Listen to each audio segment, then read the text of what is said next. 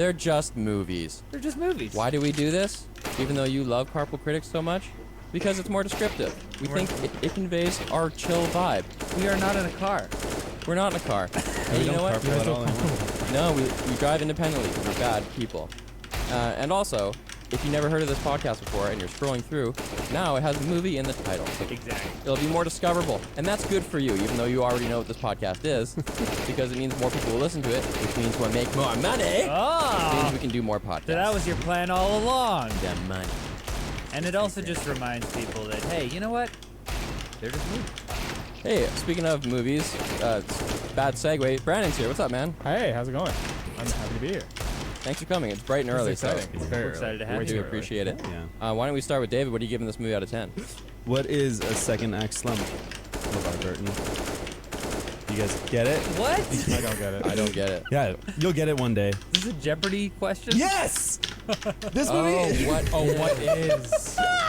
Now I get it. It's early. There was no time to write a slogan. This movie's all right. The action's friggin' sick. The story's okay. The acting is good. At the end of this movie, I feel like if I compare this to the first phase of Marvel movies, I feel like Simu Liu, that character, Shang-Chi, Yeah. lands somewhere in between Thor and Captain America. So this is a pretty good movie. 6.9, 7 out of 10. Okay. Yeah. Yeah, no, I can see that. Yeah. Yeah, he's not like an Iron Man. Yeah, he's not quite that He's likable. not magnetic. And I think he has to sit in that role a little bit longer. Like, he didn't feel like...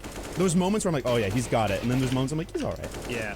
Riley, go. Oh, you just want to hear my slogan? Yeah, we want to talk at length later. I don't need to know how to properly pronounce any of the names to have a great time watching this pretty awesome Disney-fied kung fu movie.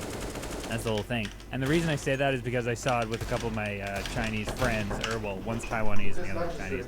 And they kept talking about, they kept saying the names, and I was like, these friends, or well, one's Taiwanese and the other one's Chinese. And they kept talking about, they kept saying the names, and I was like, I'm not gonna say it right. I'm just gonna say Shang-Chi, even though that's not how you say it. I was gonna ask, Shang-Chi. like, what are we supposed to call it? You know how it's like, you wouldn't be like, hey, I'm going to France next week. I'm going to be visiting Paris. Yeah. Like, you would sound like a douche. Exactly. If you did that. Right. But then there's people who are like, hey, you want to go eat pho? It's pho. Like, so when is it appropriate? I think names of people, I think, is appropriate to try. James, you remember when Yeah. we said we would talk at length later? Brandon, what are you giving this movie out of 10? I'm gonna give it an 8 out of 10. I'd say it was probably the most down to earth Marvel opening movie, like Marvel origin story movie for me, anyway. Right on. Didn't occur in space, that's for sure. Yeah. I just realized I didn't give it a rating. My rating was 7.5. Okay. Yeah, really enjoyed it. Shang-Chi's a pretty boring character, but he's got funny friends, and he's pretty good with the bow staff. 7 out of 10. Nice. I think I don't remember what I gave Black Widow. It was somewhere in the 7-ish range, but I think I actually enjoyed this. On balance, it's better. It's a better movie. Oh, this than is Black way Widow. better I than agree. Black I Widow. I didn't There- watch Black Widow. There's but parts of Black Widow that I like more than parts of this movie, but on balance, this Yeah. movie won me over. And I went in with a chip on my shoulder. I was like, Oh, really? I went in going like, I'm gonna hate this movie why? because I thought it's gonna be Mulan, and I hated Mulan. I just No. thought it was gonna be like a Disney learned maybe a little bit from Mulan, or just the a- way the society is. I now. feel like I there think was... I don't know. That was like 6 months ago. Yeah. I feel like it's just a different division of the Different company. team. Yeah, I think that there was more on the line for Disney because Mulan was like, is this, core legend in China? It's very much like a part of that historical culture and whatnot. So, I don't know. I think they were kind of like, we have to do what China says. I But also they didn't. They screwed it up. I also think Destin Creighton was a good choice for a director for this movie. Just because if you look at his other movies, Just Mercy and Short Term 12, like they're indie, but like they have a lot of heart. And I think that this movie had a lot of heart overall. It did. That's why it felt so grounded. I think because he is actually like his filmmaking is fairly grounded. Yeah, it didn't feel like a Disney movie for the first 3/4 of it for me. Like, Oh, really? or it didn't feel like a Marvel movie because Sure. it felt more like a higher style like kung fu movie that like had a bigger budget than most kung fu movies typically would. Yeah. And it then added all the Marvel stuff in the last act and the last the end credits. The last act because is very Marvel, ultimately yeah. I was watching it, I'm like, this doesn't feel. Yeah, I like that it's such a standalone movie. Like, you really don't even need to have watched any other Marvel movies to get it. Yeah. I do find because I was texting someone like, oh, it's really good. Like, it doesn't feel Marvel at all. I'm like, oh, it kind of does though. They definitely do a lot of like something serious and then they cut to something undercutting it and then cutting back. Yeah. And they do that a little bit too much, and it kind of got under my skin a little bit by the felt end. there were a few times where it was kind of like, oh, they like wrote the script and then they went for another Yeah. pass and like Yeah, added Marvel- in some jokes. yeah, Yeah, Marvel you know edit. whose opinion I'm really interested in hearing? Our sponsor, Private Internet Access VPN. PIA helps you hide your true IP address so that you can bypass geo restrictions and censorship. You can connect up to 10 devices at once, and it includes an internet kill switch Shing is all. You know. if your VPN gets disconnected involuntarily. PIA is available for Windows, Mac, Android, iOS, and even as a Shang-Chi Chrome extension, so check it out at lmg.gg/carpoolcritics. That makes The sense. kill switch sound is going to be the same for any movie that has swords in This should have been the ringing out of those rings. There was like, Oh, they have a sound effect with little thing? We're also brought to you by GroveMade. GroveMade creates next-level modern desk accessories for your home, office, and everyday carry. They balance between minimalist design and function. Their products are made in the USA, so build your dream workspace today so you can get your best work done, baby. They offer things like laptop and headphone stands, planters, pens, and knives, all sorts of good stuff. And so thank you, GroveMade. We like you a lot. New customers can use the code CRITIC for 10% off through the link below or at grovemade.com. Today, the singular critic is Brandon. Oh, the singular singular critic. credit. Oh, yeah. was That's a Carpool callback. Critic. That's a callback. I get it. Are we gonna Hey, you want to remember what? No, go. Remember what happens in this movie? What happened? Okay. 1,000 years ago, a man named Xu Wenwu found the 10 rings, ancient artifacts that give their wielder great powers and long life, which he used to build wealth, influence, and a global terrorist organization also called the 10 Rings. Centuries later, Wenwu meets Li, an inhabitant of the mystical land of Ta Lo who can match his power. They fall in love and have 2 children, Shang-Chi and Xiaoling, inspiring Wenwu to abandon his evil ways. But when Li is killed by a gang Wenwu had crossed, he goes back to the dark side and rebuilds his army, training Shang-Chi into a deadly killer. At 14, Shang-Chi is sent to assassinate his mother's killer, but after fulfilling his mission, the traumatized boy escapes to America. Many years later, Shang-Chi and his friend Katie are attacked by the 10 Rings, who steal a pendant given to him by his mother. Shang-Chi and Katie go to Macau to warn Xiaoling, who also escaped Wenwu after Shang-Chi broke his promise to return to her, but Wenwu himself arrives and captures them all. Taking them back to his compound, Wenwu reveals he believes Li still lives, imprisoned in Ta Lo. And with his children's pendants, he now knows the way there. The good guys escape the compound with the help of Trevor Slattery, an actor who impersonated Wenwu. That's important. And go to Ta Lo to warn its people of Wenwu's impending attack. There, Li's sister Nan reveals that Ta Lo and its great protector dragon protects Earth from the Dweller in Darkness, who is imprisoned behind a gate. Soon, Wenwu and his army arrive and battle ensues.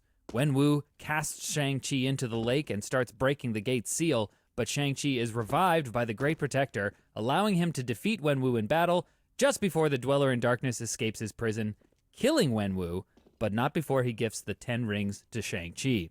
Together, Shang-Chi, Xiaoling, Katie, and the Great Protector defeat the Dweller in Darkness. Back in San Francisco, Wong shows up to recruit Shang-Chi and Katie to the Avengers, which is the real important part. You know what is a marker of their success in this movie is that I'm sitting in the theater, and again, I came into this as a hater, but by the end, I'm sitting there like, I can't wait to see all of this stuff integrated into the MCU. Heck Oh yeah. my god. I yeah. can't Yeah. wait to see the Great Protector get punched in the face by the Hulk. Yeah. You For know? sure. Like, that's going to be wicked. Do you imagine like a late phase mashup movie like Endgame, but then that dragon is floating around back there too? It's going to be so crazy. Well, I really remember going cool. into this thinking like, oh, the 10 rings, that's so lame. Like, whatever. It's like you can punch hard, cool. What? But They look watching so this cool. well, I'm saying when I watched the movie, Oh. it was friggin' awesome. They totally Yeah. convinced me. Even just like the first scene when his dad like slams the ground off the horse and lands in the middle of the people and starts yeah. fighting. I was like, okay, this is fucking I had sick. I had the same reaction the first time the rings were used, like flying off him and everything. I was like, they look cool. They look Yeah, They did a look good job of that. awesome, and it opens up so many like possibilities for combat. Like he can shoot them at people. He can turn it into a big whip and like chain people around. Yeah, man. The fact that in the he's air. the fact that he's not part of the Avengers video game is a mistake. They need to get him in there now. Wait, which one? Shang-Chi in the Avengers. Which video game? The video game? The, Square Enix? the Avengers. The Square Enix game? Yes. I thought everyone hates that game. Everyone hates it, but he should be in it. Yeah, then everyone would like it. They would They like just it put more. Black Panther Oh, in. like it would be fun as a video game. You- Oh, because okay. he's a perfect video he's a game perfect character. Even like some of the set pieces in this where it's like you have to hold back the enemy and like keep the little guys from powering them up. Like you have to prevent them from capturing the souls and giving them power. yeah, I was yeah. like, this is literally a video game mission. You have to alley-oop by jumping off of Morrison. Yeah. The chicken pig. Let's talk about the action, because I think that is the greatest strength of this movie. This is, I think, the sickest action of any MCU movie by For sure. far. Yeah. I feel Really? like you were saying, Brandon, in the beginning with the kung fu influence in the beginning of the movie. I really felt that. Like they use a lot of the kind of these evocative camera work, and there's a little bit of like wire work. I feel like, but not a ton. Well, did anyone notice that the scaffolding in the tower fight scene was made of bamboo? Yeah, and I was gonna Google that. Like, is that real? I don't think that's a Is that thing, an but I Asian found it not hilarious thing? that it Like, was like integrated into the scene because it made it work better. No. Did they never use bamboo? I don't scaffolding? think no. I'm on this now, That guys. is not. No, that is okay, not I don't safe. know. It's Macau. There's I've lots of been Google. there. I There's thought I lots saw of Google images of this. Oh really? Yeah. How long does bamboo scaffolding last? Couple days. Get that stand building up corrected. quick. Yeah. I've never seen bamboo scaffolding. But I mean, I've been to Macau I too. feel like I've seen lots of bamboo scaffolding, but not on like skyscrapers. Yeah. yeah, no, not that high up. Now you have. I don't There it buy is. that it would be that Oh high my up. god. That's scary. Yeah, that's crazy. But I Okay, mentioned wait, that I guess moment they do use because- it occasionally. When Simu Liu fell onto it, like that in the close up on looking at him, like it reminded me of like a Jackie Chan fall, like Yeah, where yeah. it's like, oh, okay, I have to get back up. Like it had that like influence. It felt like. Yeah, I think it did too, because Yeah. they don't cut on the impacts Yeah. all the time. They did Yeah. sometimes, but Yeah. in previous Marvel movies, it's like you see the character throw the punch, and as soon as it's supposed to impact, you cut the reverse shot where the person gets hit. But they didn't do that as much in this. Even in that very first scene where the dad's fighting off the army, it was like they made it feel as one shot as they could. Like the Right. camera just kept going around him, and then the wipes were like the enemies, and then it would cut to like another VFX. Like it was a lot of VFX too. Like it was very well done. There's like something that kung fu choreographers do where they like tell the there's something about the fighting style that's like shaky. It makes it seem like really intense. Like instead of I feel like in a lot of action movies, like in previous Marvel movies and stuff, there's hand-to-hand combat. Everything's kind of smooth. Like they punch it, block, and then they do a leg sweep, and they're like, whoa, and we're down. But everything's like really like grapply with this type of fighting. Like it just seems so intense. It really feels like if I tried to get in there, I'd just die immediately. Right. But You know? to me, it felt like the first Marvel movie where the action scenes weren't dictated by a committee. It was like there's a stunt choreographer and these fighters that are just really good fighters, and like they just let them fight. yeah, they like hire a good fight team Yeah. and let them work. Yeah. Yeah.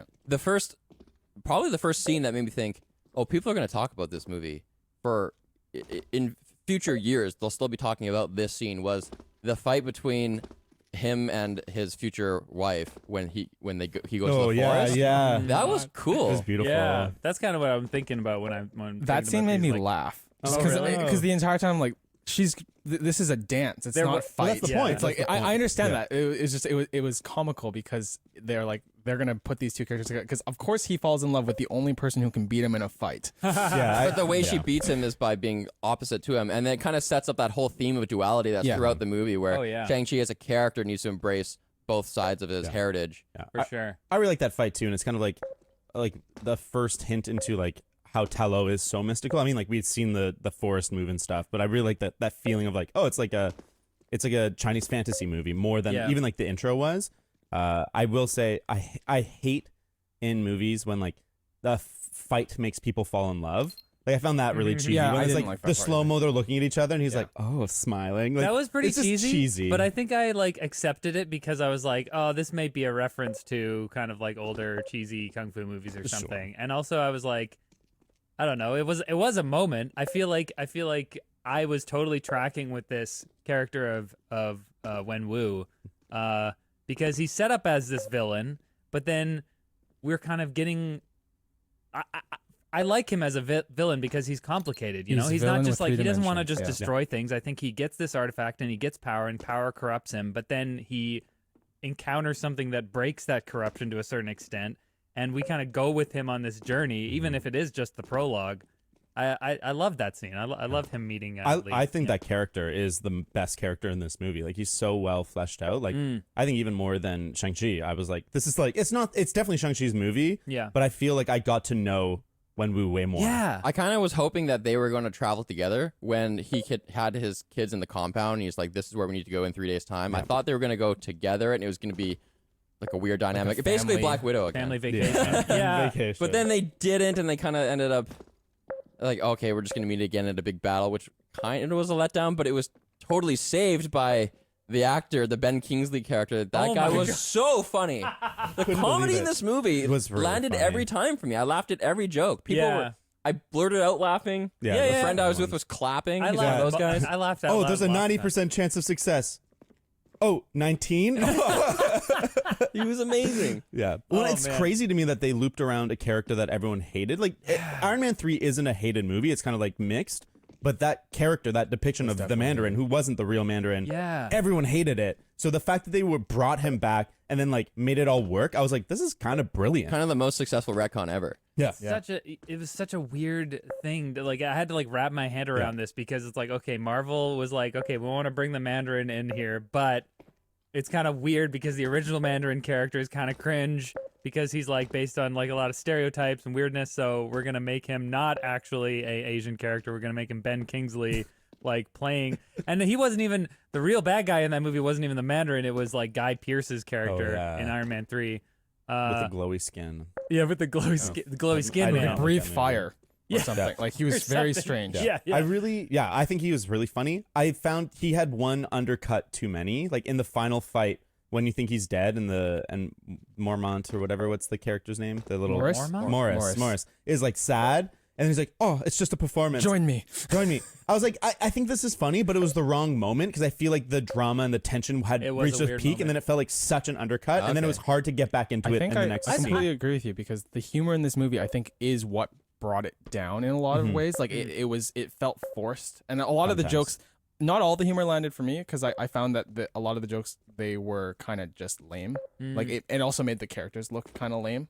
Like Awkwafina's character with a lot of her moments, she didn't actually feel like she felt like kind of awkward. I don't know. I didn't like her. Yeah. Like her character lacks confidence, and then she like saves them at the end. But the entire time throughout, she's just that seems like what she's there for is that comedic relief, but in a not engaging way. Like I found it to be, it didn't land because it made her look kind of silly. I really liked her actually. I loved found- her too. Yeah, I found like I was worried going into it. Oh my god, it's just gonna be Awkwafina being Awkwafina, but I felt like they did a good job giving her depth and like a little bit of an arc. Even though I don't like the final moment of that arc, but like, You mean her like slaying the dragon with the arrow? yeah, that was really stupid. I thought that was a little out there. it was a little bummer. Like, you just like shot arrows for the first Well, time. and the way that the CG today. is, they make the arrow look huge in the perspective. So like from the way that shot looks, it looks like it would create a huge hole in his neck, but really it's like a tiny little arrow, and this is a huge dragon. Like it was just a stupid shot. Yeah, it was a little moving a bit fast there for her to learn how to shoot arrows accurately in like a day. And like one dragon thing, like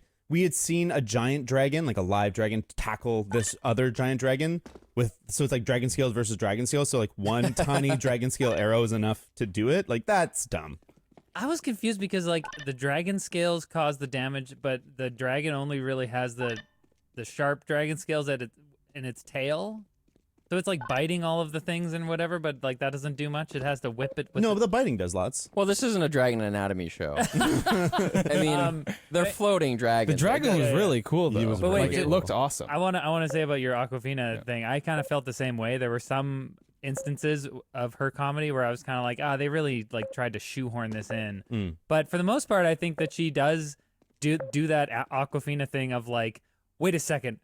I think the moment where it stuck out to me was when they put Wenwu puts the pendants in the mural, and then it makes that kind of, that was super cool. That was really effects, cool. with the water map like showing how, and she's like, your dad just like showed us this like magic dragon water map and blah, blah, blah, and she just like kind of says the quiet part out loud, and it, like I feel like that's where a character like that is useful, where we're so in this magical crazy world and they're just like, there's a magical dragon water map. Even just for grounding the stakes too, like when they're escaping from the Fight Club, if it was just Shang-Chi climbing down the scaffolding, there'd be like no real tension. Like he's a superhero, he'll be fine. But the second that she's there, you're like, this is a lot harder. This is a lot bigger stakes where like she could fall and she could die. Yeah. And that moment where she was falling, I'm like, are they gonna, like there was 0.3 of a second where I was like, they're gonna fucking kill her.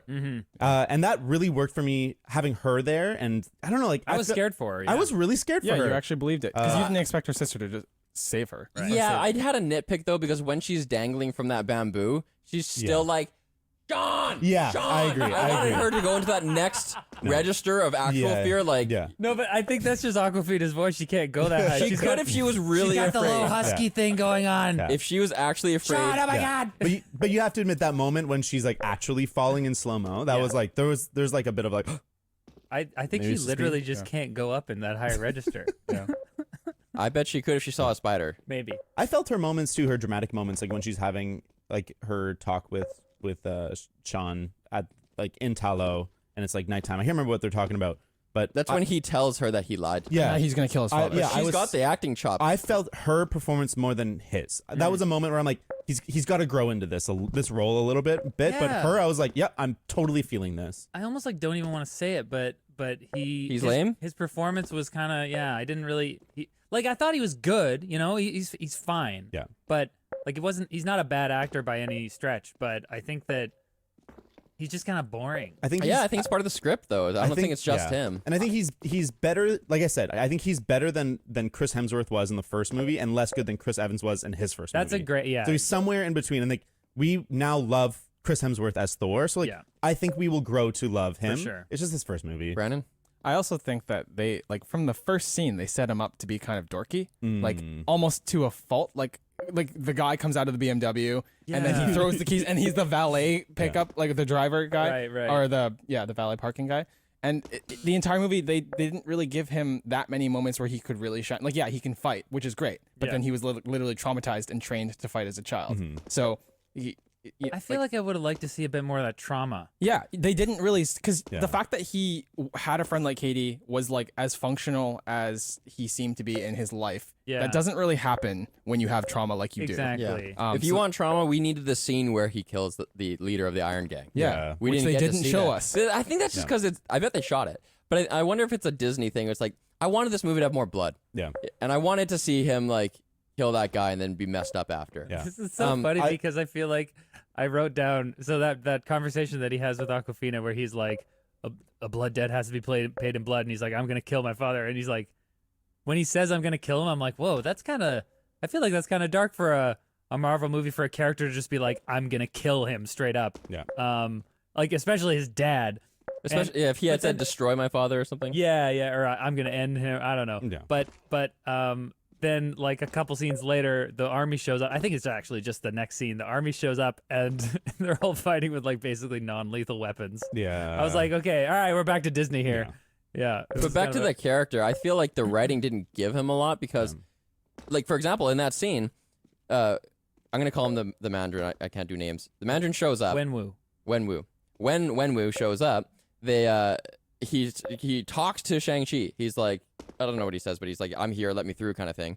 And instead of Shang-Chi answering, saying, we're not going to let you do that, his auntie answers. Yeah. And I was like, what the fuck? Like, Yeah, it was weird. the Yeah. character has very few opportunities to like speak for himself. Yeah. And other than that one scene where I agree he's goofy and stuff and we like him as a valet, there's no real point in Act 1 where you're like, I fucking love this character. Yeah. Which I did feel that for Awkwafina's character. And I love them together, but I just don't love him the way that I love Thor, Iron Man, or like Tony Stark. Like they're cool. Or they're not cool, like Spider-Man. Peter Parker, he's a neurotic dork too. Shang-Chi's like not neurotic enough, not funny enough, not cool enough. He's not hard enough in any direction. He's kind of just blah. Yeah. They didn't Yeah, give I him feel enough like- of a chance. I I feel agree. like they really could have had one thing that was kind of confusing to me was, or not confusing to me, but something that felt missing was more of a dynamic between him and his sister. Yeah. Like I think that there's so many interesting things you could do there, especially given the fact that he said he was going to come back and then he didn't,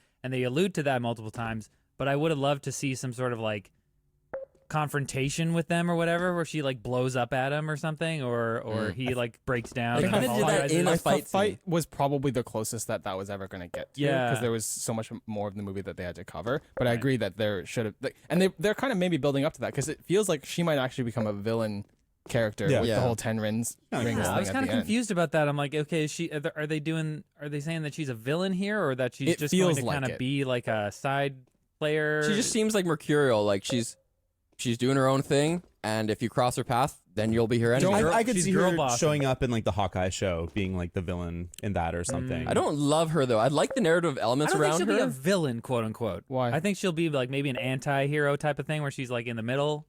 I think though, But, like she'll be like it'll be not a, gonna be- she's a not a turn. bad person. No, but I think it'll be a turn Still a probably through the traumatized season. person though. She's a traumatized person, but even like the fight ring that she was running, it's like people weren't dying. They were just kind of like, "Hey, good match, man. See was you just- later." Yeah. But she seeks power. Sure. So, and that's all that Wenwu did. Yeah, but Wenwu clearly had no problem like murdering people, and she obviously is not. Well, we haven't seen that much of her yet. That's in that true. regard. I guess she could Also- have had a deadly fight ring though. Did so. anyone else notice? It was kind of funny to me that like when Awkwafina was explaining, oh my god, the water map just happened. Like they had also already seen Wong make portals and was fighting. Was that Yeah. Abomination? Yeah, it was. I was yeah. like, what the hell? What? How does this happen? And apparently Tim Roth did something for this. Oh, even though really? That was like, him? Like, in full that? CGI monster, and did he have any voice lines? I don't know, but Tim Roth was a in couple there. grunts. He had grunts, yeah. Bring him in That's for so this. funny. He's like, nice. No. A What do you- a check finally. Wait, let's stay on Xialing Yeah, though. yeah. Yeah, What sorry. did you think of that moment of when Sean is holding on to her on the dragon, and he's like, "I'm never gonna let you go." Oh, I loved it. I liked it, but it didn't feel like they had earned it. I don't know. Like it felt like I was like, "Yeah, just let her go." Okay, Like, so- I don't know. I didn't so connect also with that moment. as Maybe much as I what wanted Riley's to. saying, like they needed to have one more blow up. Or, Yeah. Yeah, I feel like that would have made that even more powerful. But as it was, I maybe retract what I said a little bit, like half of what I said, because that delivered some of that Sure. feeling for me, where I think that I was ready for him to let her go, because that's like a trope, a female character who's supporting the male character, and I guess she has to be sacrificed so that he can achieve his goal. For some reason that's a trope, and they didn't do it this time, and moreover, instead of subverting the expectation of the trope, it was also paying off the setup that he had abandoned her already Yeah. once in his life. So this time he's like, no, not this time. I think was like, hell yeah, let's go. I agree because like you're right, those pieces are there. I think what I hated about it was that what diffuses that is the Awkwafina magic shot. Okay. And so like it totally yeah. just removed the what the scene means nothing. It's just See, I like feel- they're gonna I undo feel- it with some like almost Deus Ex Machina. Instead of the Aquafina bow shot, what if like Auntie Nan came in and helped? Yeah. That would have been better. That That would would've have been made more cool. sense because she's had one day with the bow and then can nail a shot that kills or like knocks this thing back enough that Yeah. they can all Or- get away. Or like there was a conflict between him and his sister where like she didn't trust him or he didn't trust her, and that was a moment where like they had to like work together, and together they could defeat do like the strike that would stumble the dragon and do it. Like there's a lot of Right. other things they could do. It's just that Aquafina shot, man, that really ruined that ending for me. It didn't, honestly. It was kind of like a but it wasn't like a that's dumb.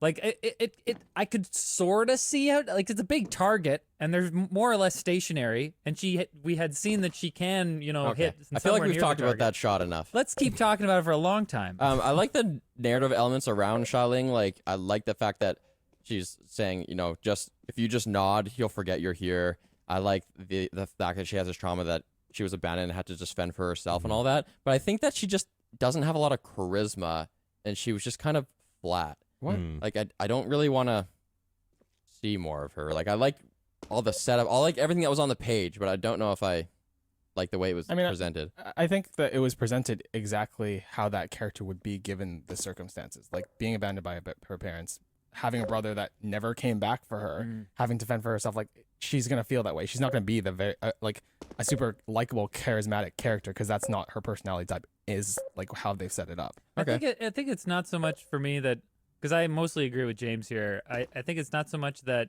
it doesn't make sense, her characterization, but I think I would have liked the script writers to give her a little more opportunities to show her character. Her like dimension. Yeah. Yeah. I mean, we do, like, I don't know. Like, as I'm saying this, I'm like, we see that she kind of abandons them as soon as the 10 Rings shows up, and she's like, I'm out of here. And then she comes back to save them, which is some character growth there. But that's kind of like it happens in the background. Like she goes away and then she comes back, and they don't talk about it for a long time. Mm-hmm. So I think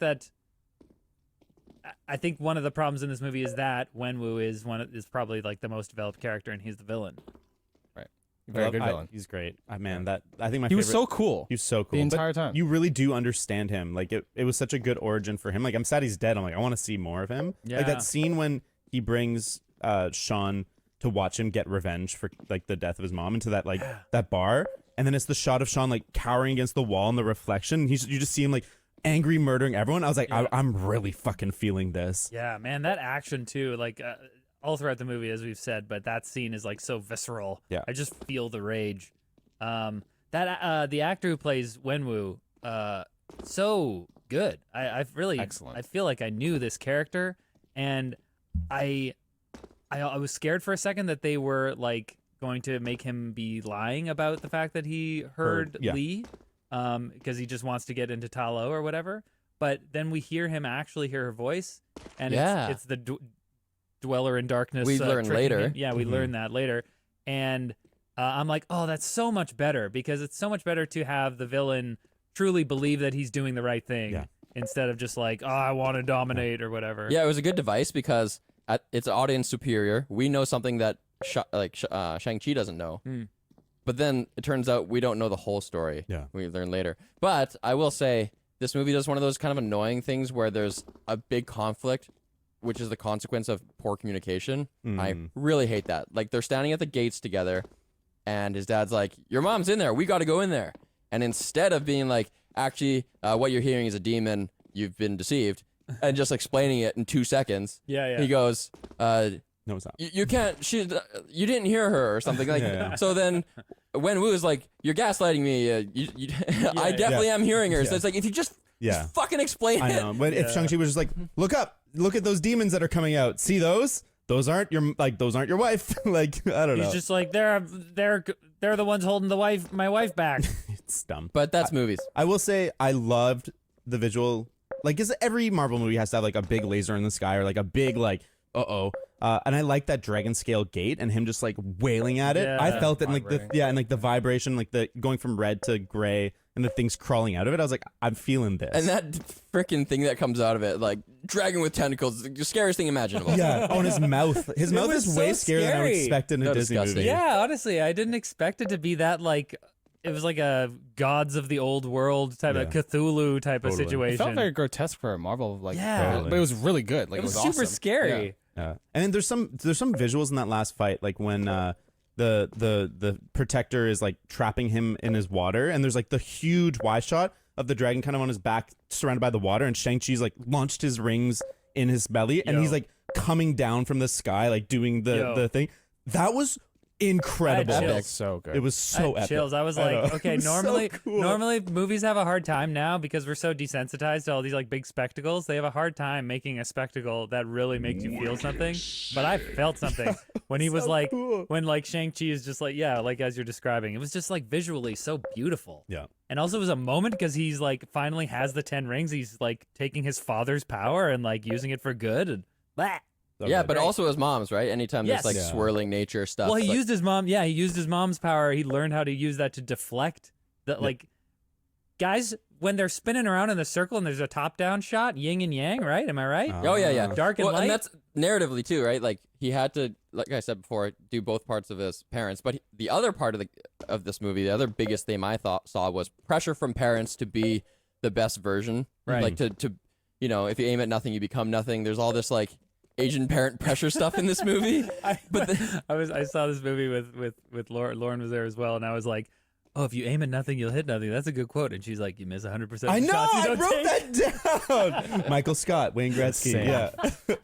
But the twist on that is you need to become the best version of your own person, Yeah. not what You have to not trust exactly yourself. what your parents want Yeah, you to right. be. Be something great, but be your version of that, and that's exactly what he is in that moment. That's Shang-Chi, but that's also Katie here, where they kind of are both doing this valet thing because they don't really know what else to do, or they don't like want to try and aim for something. So I like that was such a big part of the well, I don't know if it was a big, huge, giant part of the story, but I like that they take the time with Katie at least to have this be a part of her character. She's not just there as like the funny comic relief sidekick. She has fears and desires and anxieties about living life, and they kind of address that. And even that scene when they're in Katie's like apartment with her mom and her grandmother. That is exactly the family dynamic of an Asian family. Right. So Like, I've it's like, oh, when are you gonna marry her? Like hello, come on, let's go. Yeah.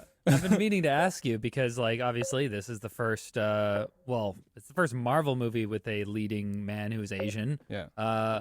Did you feel seen, Brandon? Well, the thing that I found annoying, even though I liked that they included a lot of those elements, is that they made him feel lame in a lot of them. Like he's not like it's great to have all these different facets of like Asian culture and characters represented in personalities, but they're also shown in the light that they're like they can be kind of lame, that they're kind of like awkward sometimes, and like that's great in a practical sense that like yes that exists already, but it also doesn't give them something to look at like, oh yeah, these people are so great, these people are so like they're different than what society has decided or how I view like Asian American people in general.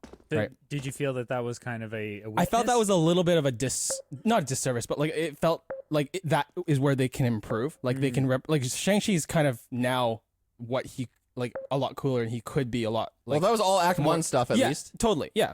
And then that's why Katie's character to me felt a little bit flat, because she just felt like she was that like comic relief, which is I understand that was her purpose, but also she didn't have the same level of depth. She didn't fully have the moments in the movie to overcome like that part of her personality. Like she still kind of is that character. She hasn't changed that much. Yeah. I don't know what they were exactly trying to do with her learning archery. Yeah. Like, because there's a scene where she says she doesn't have a Chinese name.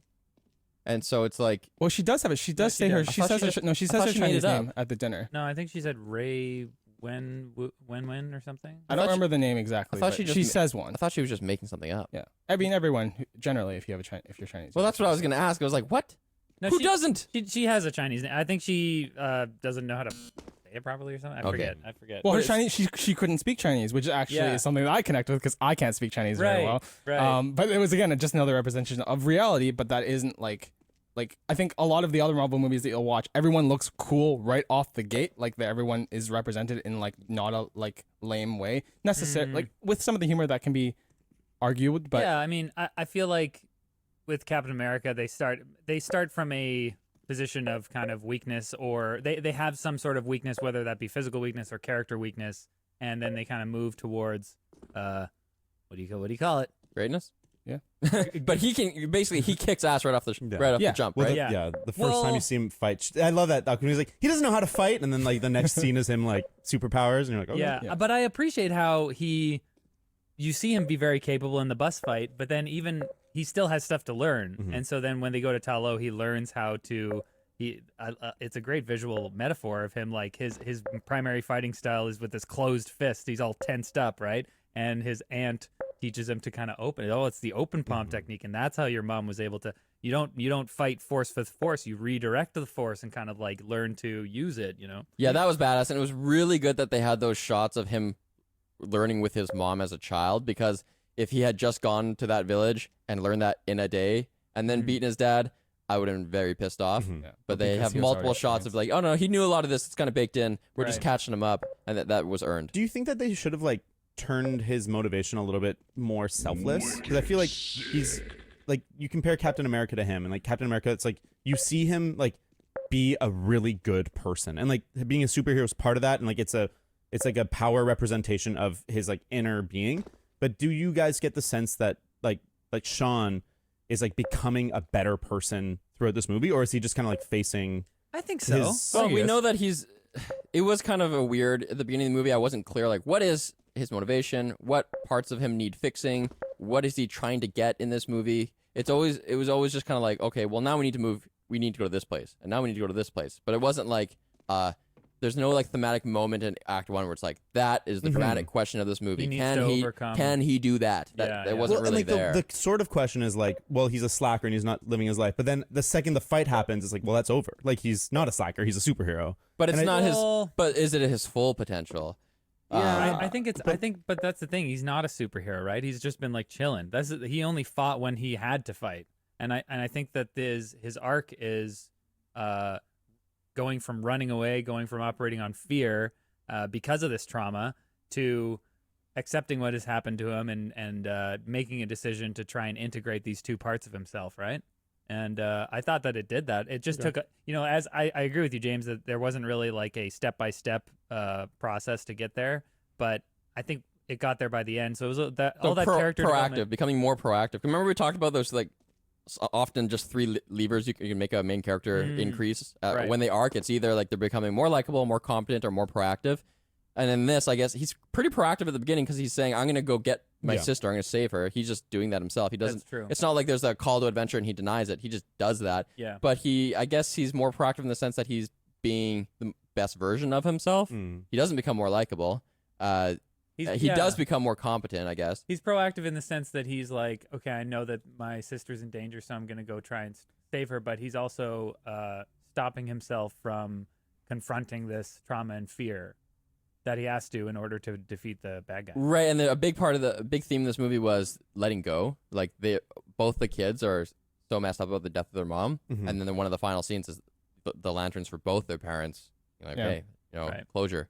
His motivations to me were pretty clear because like he was running away from his parents or his dad, and then his mom is dead. But he also didn't he wasn't a superhero, but he had all these skills that he was using to defend himself. Right. And to me, that's just a very down to his entire approach in the movie. It felt grounded, like it felt like more real life than like having one specific big moment in the movie that then leads him to do all those other things. Like that doesn't really how real life works. So he's just all of his experiences in his life had led him to do these things, and all the new experiences, like the fight, the 10 Rings, the organization, his father coming back after him, then he needing to protect his sister.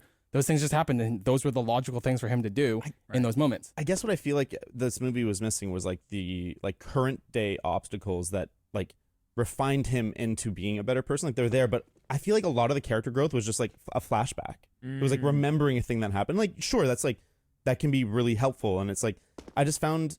I didn't feel like he was like facing someone from his past and like the current day and like having like a fight, but also having like a personal growth moment.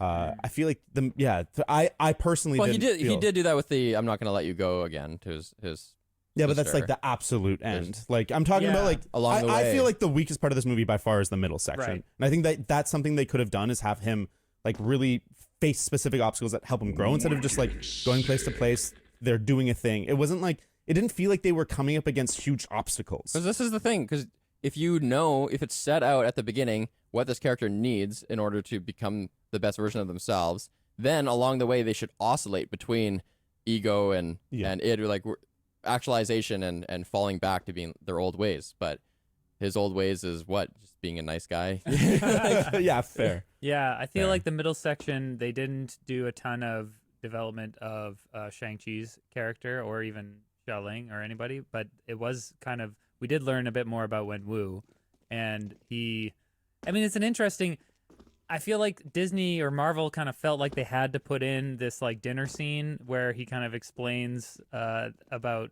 Ben Kingsley's character and how To like make up for it. yeah. Oh yeah. And I feel like, I don't know, that kind of felt it felt natural as I was watching it, but in retrospect, we're like, okay, that would have been nice to kind of get some more character development there. But I'm glad that they addressed it. I in liked some that way. scene for the dynamic between the characters more than the info that you Yeah. heard in it. Because he's talking about how our names connect us not only to ourselves but to all of us. What's your Chinese name? Yeah. And she's like, she pauses for a second, then tells him. Right, and I feel like that's important characterization for him because we learn that he's not.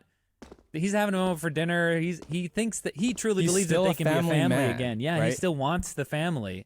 This is just like Black Widow. Yeah, no, honestly, a little bit that is funny. at that point, and I think a few other times I was kind of like, oh, this is like the same thing where like part of the family is bad guys and there's like good guys and they're coming together. And Shang-Chi is kind of like Black Widow in that like normal human, no powers, just a bunch of training, Right. trauma. Yeah. Now Except has that powers, though. he's actually way less good than her because she can like interrogate people and outsmart you, and she also can use weapons. But I mean, by the like- end of the movie, like firearms. he would win in a fight. Yeah. he Oh would. yeah, but we don't actually know anything about how the 10 rings work, so we're not told they anyone who's like strong can grab them, or you have to be worthy. Like, so if he walked into the same room with Captain America, would they just go to Captain America? Imagine Captain No, I America don't has think like so. Mjolnir and the 10 rings. Like, we have no idea how they work. I so- feel like because Shang-Chi's so well trained, I feel like even against Captain America, he could probably last for a bit. I think the 10 rings are remarkable 30 strength. Oh no, without the 10 rings. Oh, without them against Yeah. Captain America. Because I think he's so well trained. He's supposed to be like a top level. He's fighting off like the whole friggin' 10 rings army. I think he's like similar level as Black Widow. I think he's feel like, stronger than. I feel I like think he's he's stronger at than least Black equal Because to he's a Black man? Widow. No, because he's he can control the power But of wind. she's also well now. Okay, yeah. By the end, when he's Also, using at the beginning Right. of the movie, sure. you're right. He's using a martial I don't art even know. from the gods. I don't even Yeah. know. The I mean, wind thing is actually tied to the village. So the Right. reason that he's got that is when he's Yeah. so when he's not Oh, in the village, shit, his really? character is not. 'cause Yeah, they that's have actually to- part of the. But Avengers 5, the Great Protector will show up in the final fight, and then he'll have his. I was miffed that when the Great Protector brought them down to the beach and they step off, they never even shoulder check and go like, thanks, Yeah. bro, or nothing. They just like looked forward and started talking to somebody Yeah, else. I'm that like, was- come on, you just dude. sort of Great slighted this Protector's really demigod. being taken for granted. That's bullshit. Yeah, they're not. But the giving Great him Protector doesn't care. He's above human Yeah, he's a drama. Great Protector, dude. It's in his name. What'd you guys think of the VFX in this movie? Oh man. Hit or miss, hey? Honestly, yeah. Like the bus scene, not very good. Yeah. Oh, really? There was some pretty rough moments. Dude, in the, you the didn't bus. notice that bus coming It over was- the hill, and it it was was like, not that great. is a CG bus. Yeah, Yeah. not great. Wait, did you guys watch I it in didn't. 3D or 2D? I watched 2D. it in IMAX. 2D. Yeah, IMAX? 2D, yeah. I watched it in I- AVX 3D, which was a mistake. It's been a long time since I've no. seen 3D. I used to like Was 3D. this on purpose? Yeah. I was just like, oh, You wanted to see it in 3D? yeah. I used to like I 3D didn't even know they stuff. still offered that. And I was like, oh, it's been a while since I've seen a 3D movie. And then the second happened, I'm like, oh no, my brain doesn't like this. Oh no! The first 5 minutes of the movie, there's like it's in the opening when we're still in the 1,000 years ago past. Yeah. There's like a cart of gold that tips over Oh, towards yeah, the yeah. screen. Yeah. It was so bad. I exclaimed in the theater, "What?" That's how bad it was. And then later on, some of the VFX were so good. Yeah, But I the think- dragon stuff was The sick. dragon looks so So good. good. It's just hit or miss. I think they do. There's too much VFX. Like Yeah. the bus scene in particular, you can tell they're ambling over this bus. They're on the roof of the bus. They're on the side of the bus. You can tell the actors are hanging on to real things, but it's just they're hanging on to a big square green screen thing. Yeah. And it's like last weekend I watched Speed from 1994. That movie fucking rules. It's so good. And they had like 14 buses. The budget was definitely less than this movie. So what? You can't get a real bus? I mean, it's just harder to It's just practical. perform It's, it. Like logistically, it's harder. Yeah, you got to close down the street, speed down this hill, have your actor on the side of the VFX bus. just make it easier for everyone. Yeah. But the product is worth. I didn't find the bus scene was too bad. Like, there's some really cool VFX shots. Like, I like when it's on the outside of the bus and it's kind of like the one shot of him moving through the whole group of people. I thought that was a cool shot. But yeah, as soon as the bus starts coming apart and like they whatever like the ground piece that's like has the sparks, I'm like, this looks like an amateur thing. I don't get why it was so bad. I mean, that's what happens when multiple companies do the VFX for That's one fair. movie, right? Because there's so many companies that are doing the Right. VFX in different stages. Yeah, that's kind of what I was gonna say. I was like, they probably didn't, spend as long trying to make the bus look super good as they did. Later in making the movie dragon. mattered way more. The Oh, dragon model man. and the darkness character, like Yeah. the dragon thing. Well, was they're At least awesome. they got the rings right. The Yeah. rings are awesome. So Looks sick. So The sick. fight between him and his dad, like the ways that they were connecting and like No. Yeah. Well, the chain the thing. 5v5. Yeah. That was sick. Yeah, that's was and, really like cool. he's like manipulating them around himself instead of like kind of like on his arm, like punching things. yeah, his fighting style is like an amalgamation of both his Um, dad and his mom. So What sick. color do you think they'd be if they landed on you? Green. Not purple, because again, evil monsters, purple magic in this. So I think that's gonna be. I don't know if they're like. I'm sure they're doing it on purpose, but purple magic in the Marvel universe, that's the Oh, worst yeah, kind of that's so magic. true. Yeah, it is. Keeping it consistent. Let's talk about that final scene. Best post credits ever when they ended up doing Oh, karaoke it killed with me. Wong. That was Yeah, that's amazing. Unless. That was so awesome. Yeah. 'Cause I found the first time they did it in the movie, I was like, that's kind of funny, but it was worth it just for the setup for the ending. With Yeah. Wong. I didn't see it coming either. I guess it's appropriate that they bring Wong in so many times in this movie. It starts to feel a little tokeny though. I guess like this is the token Asian Marvel movie, but hopefully later it just kind of all integrates. Well, Because Wong's been like the one. I think Mantis is also an Asian actress, but she's not really. She's an alien. Yeah. So, but yeah, I don't know. Wong has been around, but it just kind of. Are you seeing like the kind of thing where like there's a South Park episode where there's a new kid in school and she's black, and then Cartman is obsessed with getting her to date Token, who's also black. He's like, they belong together because they're both black. Yeah. Is that what you're saying? It's almost like because this is the Asian Marvel movie, we then have he has to to interface with the existing Asian character. Yeah, we have to pull out. I all don't of know. I don't know. Those characters from Doctor Strange, they're often the ones who show up and No. bring everyone together. That's worked true. for me. It worked for me. I No, agree. and I love agree with your Wong, sentiment yeah. though, Riley. Yeah. Because it was a movie that was Central Asian character, and it was only like Asians in the movie, which Yeah. is not a bad thing per se, but it's also like, well, there's lots of other people in the world that you could have integrated into Yeah. this movie. Like I will literally s- Doctor Strange. yeah. Although Right. he's more expensive. Yeah. Yeah, that's true. I will say that the Asian friends I saw this with were like, I asked them if they felt, pandered to it all, if this had like felt like Disney as being like, here's an Asian movie for you, and they were like, no, not at all. We loved it. Fair. We loved all of the Chinese cultural stuff. There was one scene that I thought, that's a little long. There's one, it was very, very quick. They're at the restaurant at the very beginning. They're having dinner with that friend who's a couple. And then Shang-Chi says, as a kid, I got made fun of for all the things that kids get made fun of for. And then it cuts to Indian American. He goes, yeah, I get it. I agree with you Yeah. on that one. Yeah. And it just seemed like it was like all the people of color audience are supposed to just look at each other and go, Right? "See?" This is what happened to They us. get Yes, us. we've all experienced it. Yeah. Yeah. And also Indian Americans have experienced. And then Shang-Chi's like, well, actually, I'm like a killer rich guy who, didn't even go to school ever. So But it I doesn't will even make say- sense. So like my one friend. Maybe he went to high school after he escaped his dad, but So my one friend Daniel, shout out to Daniel and Angela, thanks for seeing it with me. Daniel was like, it's been really frustrating to me to see Asian male characters. hold on, are they a couple? No, D'Angela's great. D'Angela. That's a great couple name. You guys should do it just for that. Oh man, James says.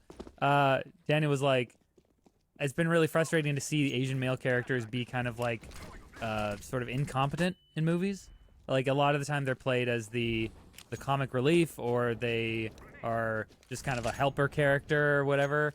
And if there's an Asian female, then she's sort of like, because of the fetishization we have sort of in Western culture and in a lot of people, like they're victim to that. So in this one, he was like, I didn't feel pandered to at all. It felt really great to see like capable, strong Asian characters that aren't these like. I think the result of having the entire cast be that way, it's like, well, you can't have a whole movie of one character.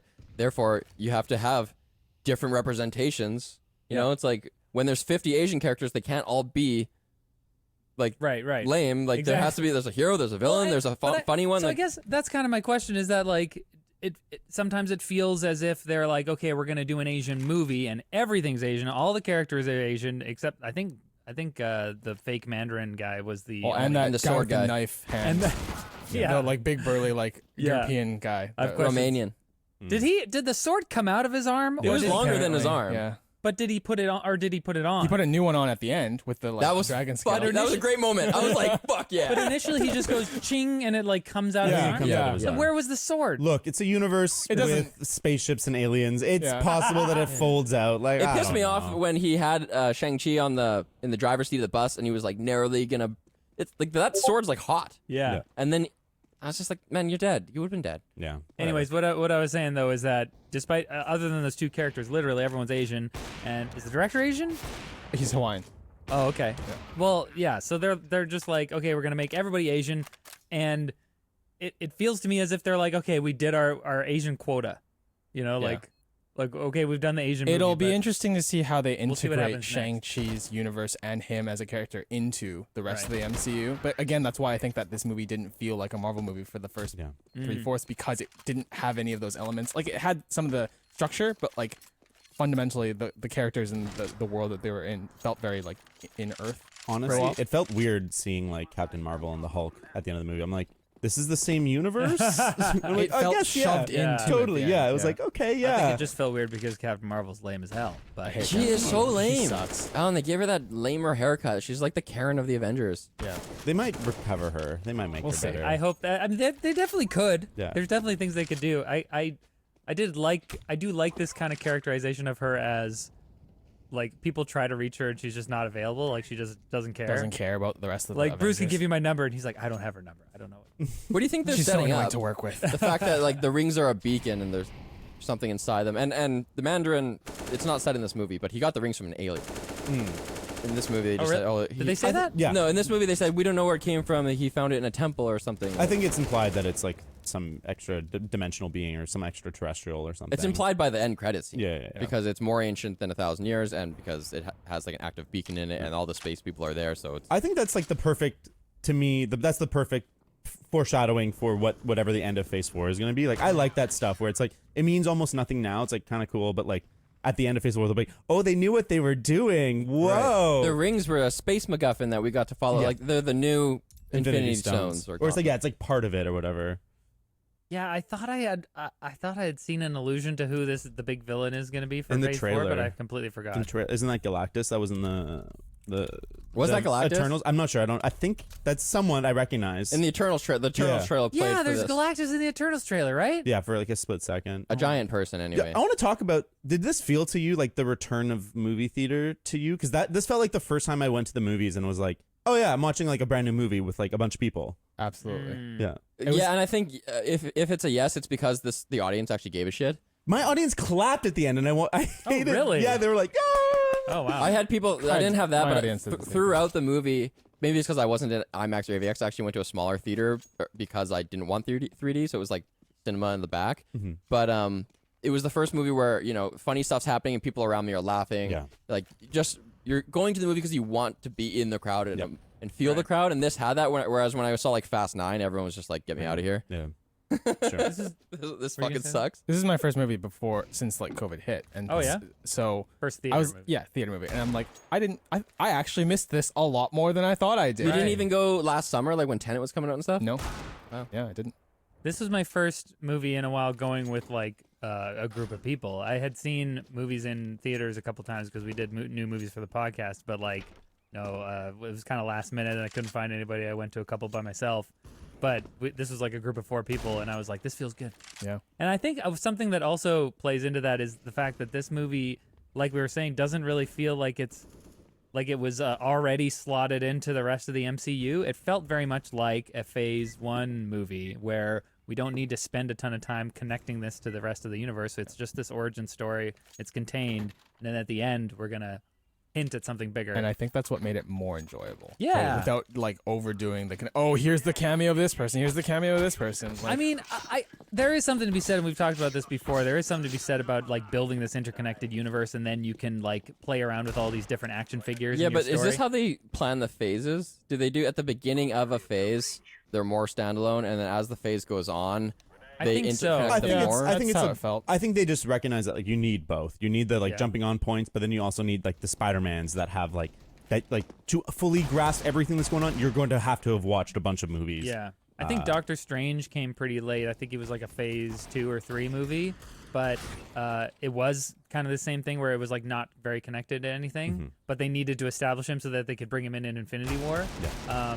But I think for the most part, it does kind of go from like standalone stories that aren't super connected until like the post-credit scene or whatever to like Captain America Civil War, which is just an Avengers movie, but it's like a Captain America movie. Yeah.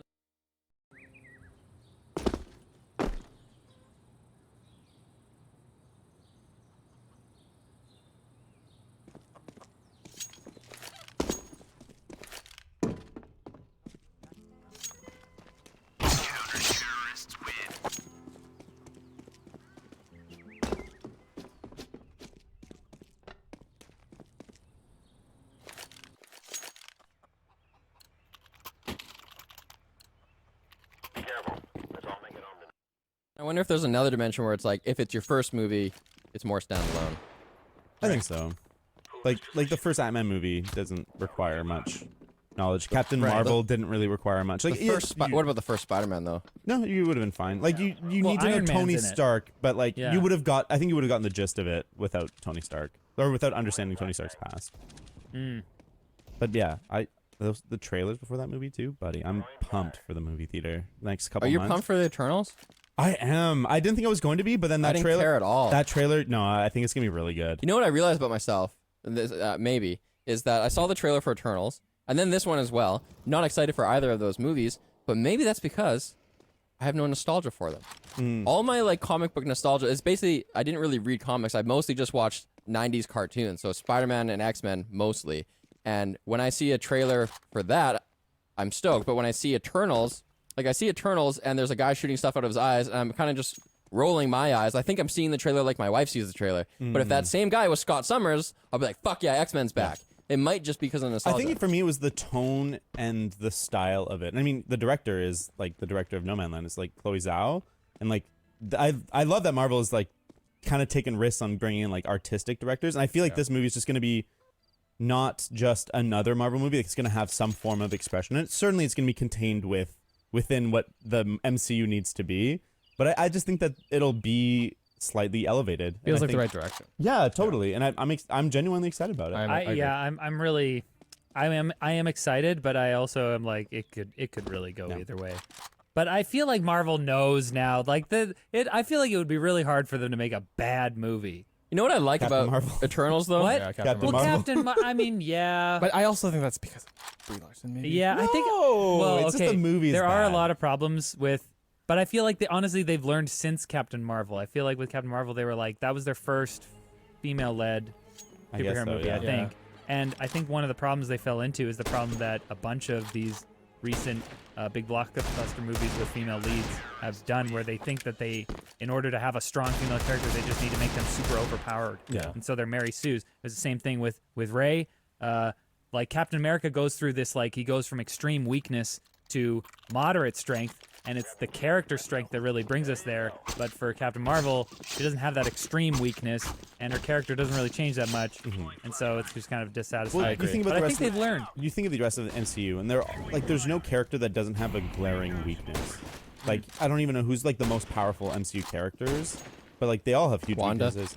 But yeah, Wanda, Yeah. like you could kill. Like, there's a lot of situations in which you could kill Wanda. Like you can, or like you can imagine her being killed. Same with Wenwu. Why doesn't someone just shoot him in the head from a distance? He can Probably block it see it. with the If rings. If I he guess. sees it Yeah. coming. Yeah. Yeah, it's. I feel like that was kind of one of the strengths of like having a weapon like the Ten Rings, is that you don't really know exactly what it can do and Yeah. its strengths and weaknesses. Like the guy was shooting at him with a shotgun from point blank, and he's just like blocking it somehow. That was actually an interesting moment, like when he's riding up to the army on the horse, and he's got the rings, so you know he's got like powerful, but like Yeah, he's yeah. like, what is he going to do? Because I'm not sure. This army of rings or Yeah, arrows yeah. is coming at him, but is he gonna like destroy them all instantly, or is he gonna Yeah. like he's Yeah, he wait kicked for so it? much ass in that scene that I was like, why does he even have an army? Like, he blazes a trail and goes and sits on the throne, and then he lets normal humans go and fight, and You probably need half of people them to- Well, I think die. it's I'm just like, so that- man, that sucks for those guys. Outsourcing. Can Yeah, you it's just kill them outsourcing all for power. us? Well, it's so he doesn't have to actually go out and do the work. Yeah. You know, he can just He chill. can chill. So easy. He can sit on his throne. He could just sit on the throne and make the rings go back and forth through people's heads. Yeah. All right, that. let's do some nitpicks. Let's do Okay, it. biggest nitpick, his final fight outfit. Yes, that's my biggest nitpick. Oh, he I'm gets so his, glad he you gets his reminded me of this. armor. Yeah. Like everything above the Above- waist, sick. super cool. Below the waist, she's wearing like Dickies and like some like high top like Velcro Okay, Nikes. so what this the fuck? This is so funny because I did not notice this at all, but the friends I saw it with were like, Daniel and Angela were like, yo, what? He was wearing sneakers. Yeah. I was- They're like, it doesn't make any sense. I get but what they're going for, I guess, where it's like he's still just Sean from the block, but like, no, it was such a bummer. Like everyone else has this like incredible fantasy armor. Like his dad has like a sick fantasy armor. There's a fucking flying dragon.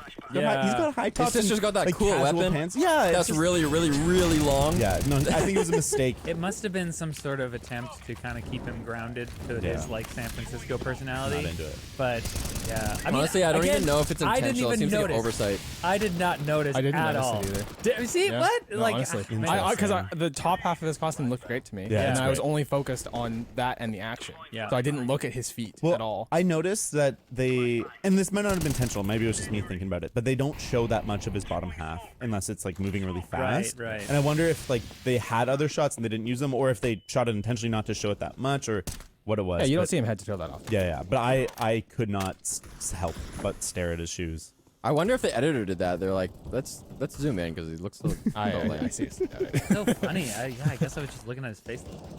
But yeah, top half sick. I mean, I like the costumes overall. I actually thought like costumes was one of the strongest elements of this movie. yeah, there's some really good Yeah. ones.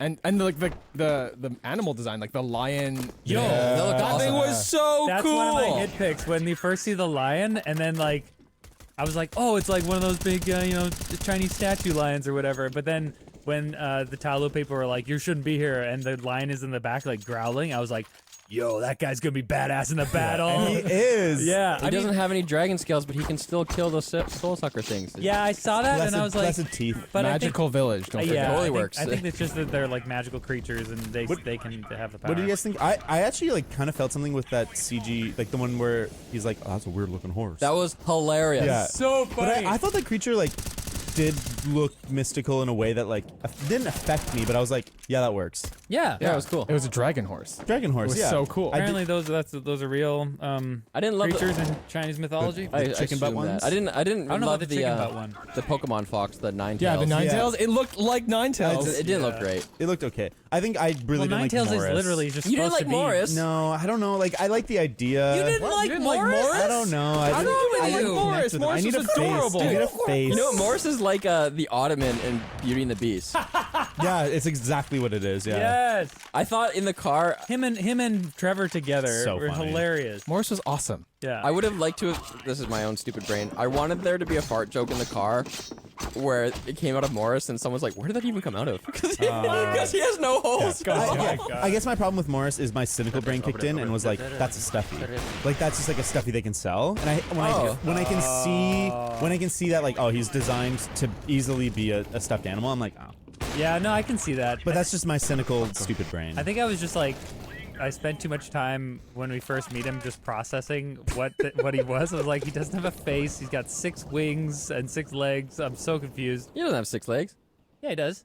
I thought don't he think I did. think it's for like 6 wings. Oh, okay, my bad. It's whatever. I'm so sorry. Chicken pig. Hilarious. But yeah, when he was like, Morris is like on another level, and then I was like, you can't possibly comprehend how his brain works. Oh, he says go. That was a good moment. So much good comedy there.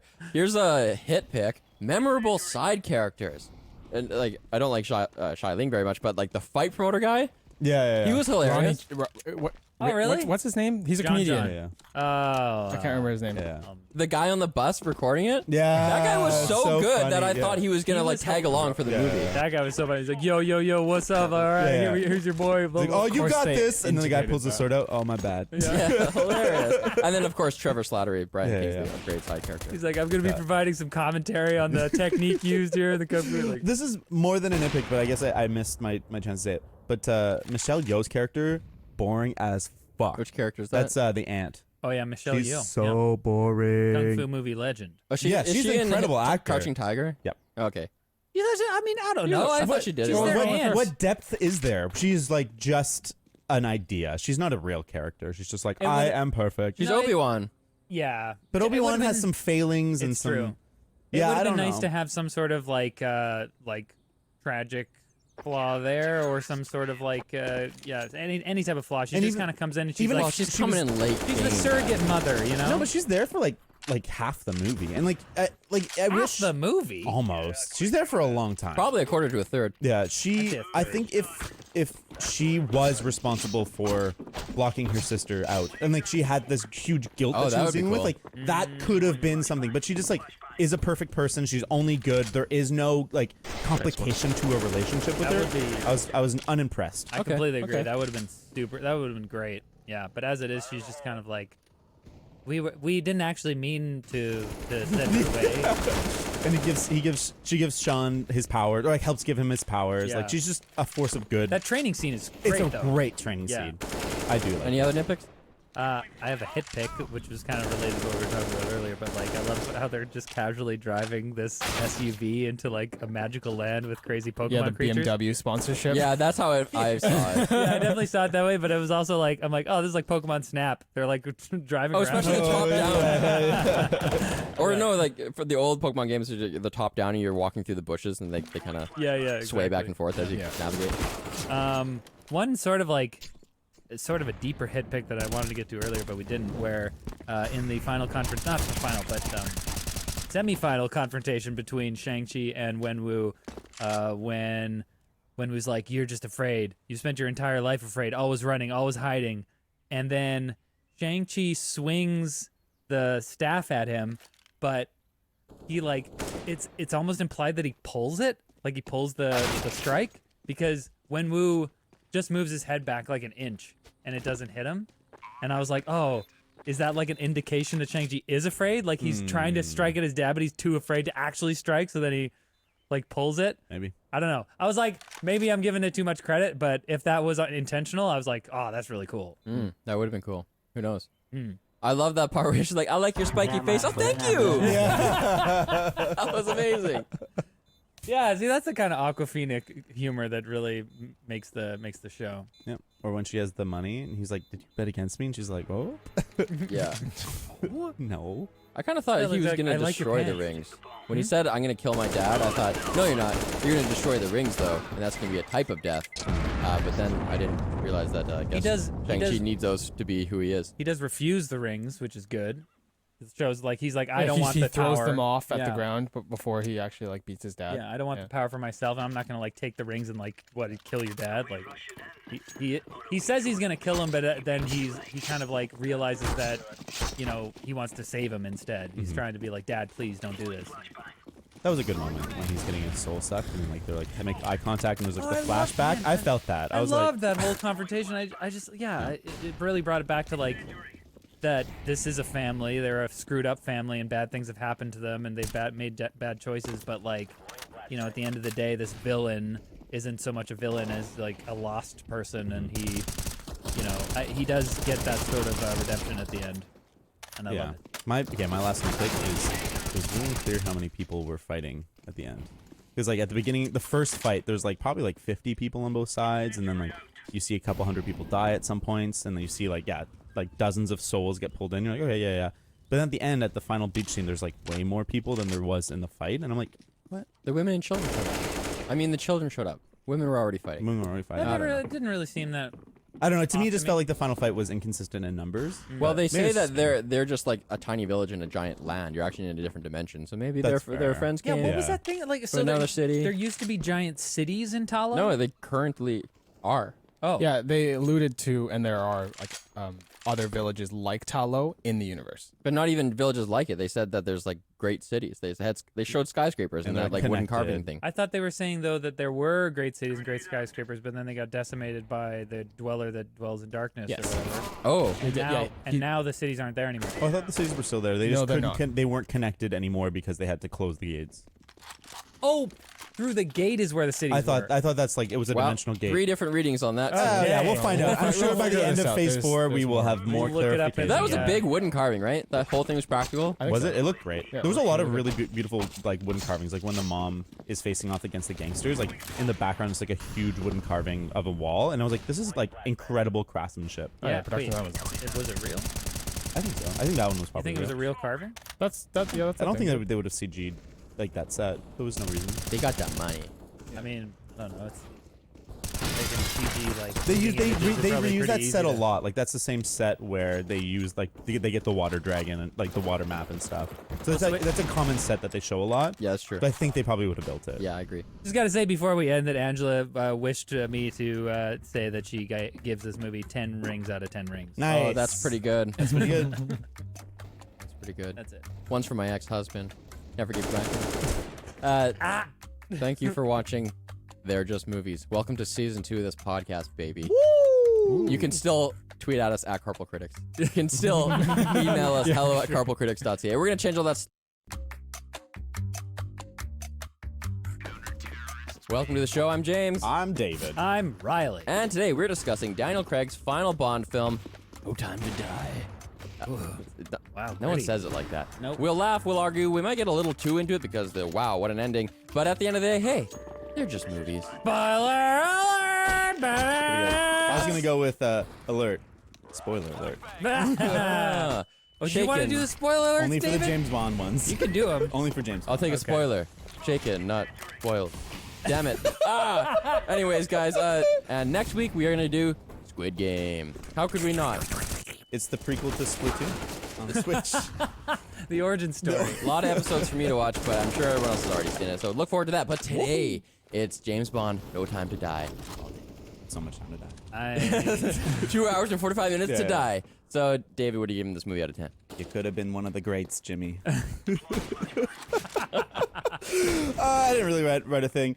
It's good. It starts really strong. It ends pretty strong. But man, that movie fucking is boring in the middle. Oh, yeah. Holy shit. It's like a 7 out of 10. I Yeah. liked it, and like there's really high points, and I like what they do when they try and like take Bond and like make it really have closure. But it is way too long. It is way too long. Yep. I can understand why they made it that long. Sort of, man. But the problem is like there's that whole middle sec. We'll get into it. Okay. David, Stop talking. Riley, you go. When we did Casino Royale, I said I didn't care about Bond. When we did Skyfall, I begrudgingly accepted that it was actually a good film. And watching the end of No Time to Die, moisture adorned my cheeks. Oh. However, a confusing plot, unclear characterization, and an unhealthy fascination with code names holds this movie back. I'm also giving it a 7 out of 10. Yeah, I left the theater with a good feeling because I was like, whoa, that was emotional. Yep. And I felt like it was a fitting end to Daniel Craig's run. It was bold. But It's fucking bold. But yeah. No, There's lots to talk about. What a twist ending here, guys. This is insane. I wrote, it's a hell of a last ride, worthy of concluding a fairly awesome run from perhaps the best Bond ever. However, the ending, like the ending, leaves the audience asking the wrong kinds of questions. Oh, really? Yeah. Really? You want to be like, how are they going to continue the franchise? No, it's just the end. Versus like, oh wait, what? Is there a franchise? I think it's the wrong taste in your mouth. But overall, I was compelled the whole movie. I think it's dragged a couple times, but I was not expecting to have the highest rating out of all of you guys. I give this an 8.8. Wow. I liked it a lot. 8.8?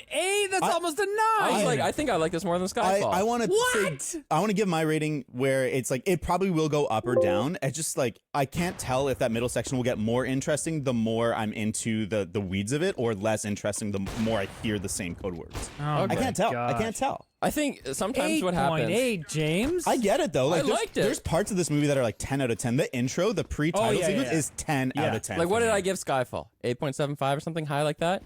And I thought that this was maybe Skyfall has some parts I like better, but this has more parts I like. Yeah, fair. Skyfall, like the kind of the ending third act was kind of Yeah. like meh, whereas this was good the whole way. Like I liked it. How about the villain being a nothing burger? Yeah, That's it a has bit of a problems. bummer. That's why it's not in 9 It's territory. a pretty big freaking problem. We'll talk about that. We will. After sponsor. They're Just Movies is supported by Manscaped, the best in men's below-the-belt grooming. Manscaped offers precision engineered tools for your family jewels, including their 4th-generation trimmer, the Lawnmower 4.0. Its new wireless charging system removes the need to bring cables with you on a trip, and it's compatible with most Qi charging pads. Lawnmower 4.0 includes ceramic blades with skin-safe technology, reducing nicks and cuts, and it's cordless. It's waterproof, and it gets 90 minutes of use on a full charge. So head to manscaped.com/carpool20 and get 20% off and free shipping today. We're also brought to you by Private Internet Access VPN. It helps you hide your true IP address so that you can bypass tree restrictions and censorship. You can connect up to 10 devices at once, and it includes an internet kill switch if your VPN gets disconnected involuntarily. PIA is available for Windows, Mac, Android, iOS, and even as your EMP watch. Just joking. Chrome extension. So check it out at lmg.gg/carpoolcritics. I just feel like I'd want to reiterate one more time, spoiler alert. Yeah, this is like probably the most spoilery alert. If you have not of seen all. this movie and you care about spoilers, do not stop watch. Stop This listening. actually Listen later. There's another caveat I wanted to mention, which I feel like sometimes when we've seen the movie the night before and then raced out here in the morning to review it, I feel like the take isn't solidified 100%. all the time. I look back to the times we've done that and I'm like, I probably would have a different Star Wars take for the last one. I probably would have done a different Tenet take. Yeah. But whatever, you only get to record once. Exactly. Which And is you're the allowed- next, and that's the you're title allowed- of the next Bond movie. There's something to be said for letting a movie kind of percolate a little bit.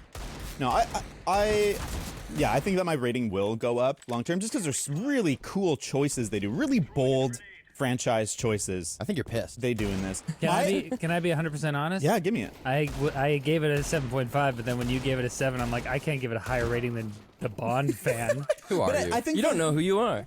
Well, I don't know what this movie is. I think though that might be why I give it a lower rating. There was like certain things that kind of annoyed me as a Bond fan. Like, and one of them was my own thing. I thought Safin was gonna turn out to be Dr. No, and they were gonna do like a full circle thing. Because like he's dressed like him, his outfit's this like very similar. He like has a hand Those thing. first two reasons were the same. Was that what is it? Oh, dressed the same outfit. Sorry, I meant his lair. His lair is kind of similar. He's got like a clothes he private wears- island to be Dr. The Bond. And do like a full circle thing. Because like he's dressed like him, his outfit's this like very similar. He like has a hand Those thing. first two reasons were the same. Was that what is it? Oh, dressed the same outfit. Sorry, I meant his lair. His lair is kind of similar. He's got like a clothes he private wears- island. But that was just me. Okay, But- well, we don't remember that stuff It would've because we been- haven't seen the synopsis Oh, yet. yeah. We haven't heard it. All right, here we go. A young Madeline Swan witnesses Lucifer Safin. Give him a break. we gotta talk about that for a second after. Anyway, Safin murders her mother. She runs and falls through a frozen lake, but Safin rescues her. Cut to present day after the events of Spectre. Madeline and James Bond are in Italy and in love. But when Spectre assassins attack, Bond believes she has betrayed him and leaves her. 5 years later, Spectre captures MI6 scientist Valdo Obrachev, developer of Project Heracles, nanobots that can be coded to individuals' DNA, rendering them lethal to the target but harmless to others. Bond, who retired to Jamaica, is recruited by CIA agent Felix Leiter Yes. and his colleague Logan Ash to track down Obrachev. The same evening, Bond meets Nomi, MI6's new agent 007, who is also after Obrachev. Period. In Cuba, Bond and CIA agent Paloma infiltrate a Spectre party remotely led by Ernst Blofeld from the prison Bond put him in. But when Blofeld orders Obrachev to kill Bond with the nanobots, he kills all the Spectre members instead. Oh, that was That awesome. was sick. Yeah. Bond captures Obrachev before meeting Leiter and Ash, the latter of whom is revealed to be a double agent working for Safin. Ash kills Leiter and escapes with Obrachev. Moneypenny and Q arrange for Bond to question Blofeld with his psychiatrist, who is none other than Madeline Swan. Safin coerces Madeline to infect herself with nanobots to kill Blofeld, but she leaves the interrogation after unknowingly infecting Bond, who ends up inadvertently infecting and killing Blofeld. Bond tracks Madeline to her childhood home in Norway, where he meets her 5-year-old daughter, Mathilde, whom Madeline claims is not his. Madeline reveals that Blofeld ordered Madeline's father, Mr. White, to murder Safin's parents when he was a boy. Yet, having destroyed Blofeld and Spectre, Safin is not satisfied. He captures Madeline and Mathilde despite Bond's best efforts. Rejoining MI6, Bond and Nomi infiltrate Safin's base on a disputed island where he's ordered Obrachev to create enough nanobots to kill millions of people worldwide. Nomi kills Obrachev, and Bond rescues Madeline and Mathilde before sending the women away on a boat Bye, Felicia. so he can open the base's silo doors and allow a British missile strike to destroy the nanobots. Sexist. But once the missiles launch, Bond is ambushed by Safin, who shoots him and infects him with nanobots programmed to kill Madeline and Mathilde. Savage. Bond kills Safin and opens the silo doors, but realizes he's not going to make it. Over radio, Bond tells Madeline he loves her. She confirms Mathilde is his daughter, and they say goodbye. The missiles hit the island, destroying the nanobot factory and killing Bond. Ooh, that was wild. Later at MI6, M, Moneypenny, Q, Tanner, and Nomi drink in Bond's honor, and in Italy, Madeline starts telling Mathilde a story about a man named James Bond. James Bond. Man, what a tour de force. Yeah, There's I some mean, amazing stuff. Bond dies. It's the first Bond movie Yeah. where he dies. Well, yeah, because how can he be in subsequent films? What do you mean? If he's dead, No, I think this. What are you talking? Like Casino if Royale James was like Bond a, is dead, how can he be in subsequent films? Why would? They're just gonna do. They'll do a You hard said reboot. it's the first movie where he dies. Like, yeah, duh. If he died in the last one, he couldn't be in this one. Could he? Isn't it? Well, but there's gonna be another James Bond film. Well, this is what's so weird because when that Yeah, let's when start that with this. happened, I was like, okay, I guess 007 exists. But are you really saying we're never gonna see another movie where it's like James, like Bond, James Oh, Bond? definitely. Like that character is dead. There's No no, way. No. So what the hell? Well, at the end And they then- say at the end of the credits, I stayed through. It says Yeah, yeah. James Bond will return. So what do they normally say? James Bond will return in the next movie. The title of the next movie. Oh, do and they? this one they just say he'll just return in general. Yeah, so they're saying that like we will reboot this. Don't worry. At some point, we Yeah. might take a couple years off, which I think they should. But So that's wild. Like it's like killing Batman. They fucking killed like the equivalent of Batman, which for they have movies. done in the comics. Totally, but never in the movies. Well- have they ever done in the movies? No. Yeah, but I think we haven't like. I feel like Bond is unique in the sense that, I believe, it seems to be the case that this is what they did. That how many Bond films are there? 25. is There's this 25 films, and with a few exceptions, all of them are canon, more or less, right? Yeah. They're supposed to be canon. Yeah, the 'Cause, like, timeline's jumbled. Casino but- Royale happens, and then Quantum of Solace happens, and then like it's supposed to be a bunch of Bond Yep, that's movies. the theory. Yeah. It's unclear. And But this one, there's a 5-year jump, so like there's we're assuming that maybe a few of the adventures were there or something. maybe. Um, But usually he's not coming out of retirement. doesn't happen super often in the movies. But yeah, I think it's a bold choice. I think it's really makes it feel like the Daniel Craig ones have their own really compelling arc. Like, Right. I like that they're taking things that were set up in Casino Royale and still paying it off. Like Mr. White is a character from Casino Royale, and like we've seen that play into Madeline Swan. We're getting the closure with that. Wait, who's Mr. White? It's Madeline Swan's dad. Oh, okay. He's the guy at the end of Casino Royale that he shoots, and he's like, name's Bond, James Bond. Yeah. But he's like the quantum representative, basically. He interacts with her dad? Damn. Yeah, and he's one of the main characters in Spectre. Wait a second. So, Not in main in this movie, when at the beginning where her mom gets shot up, is her dad alive at that point? Yep.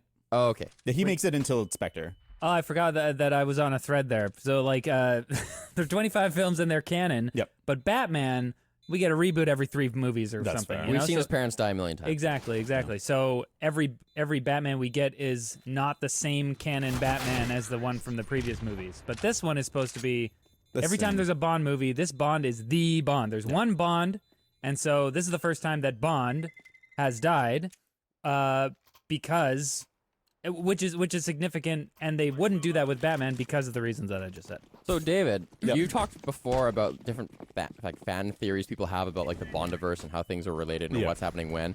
Does this solidify any of those theories? I don't think so. It was. I honestly I don't know. There might be like more to this movie that I don't realize in terms of like connecting it. So I didn't really pick up on anything this watch, where it's like really tying in like how the timeline works. Yeah, I just mean like the fact that he's dead.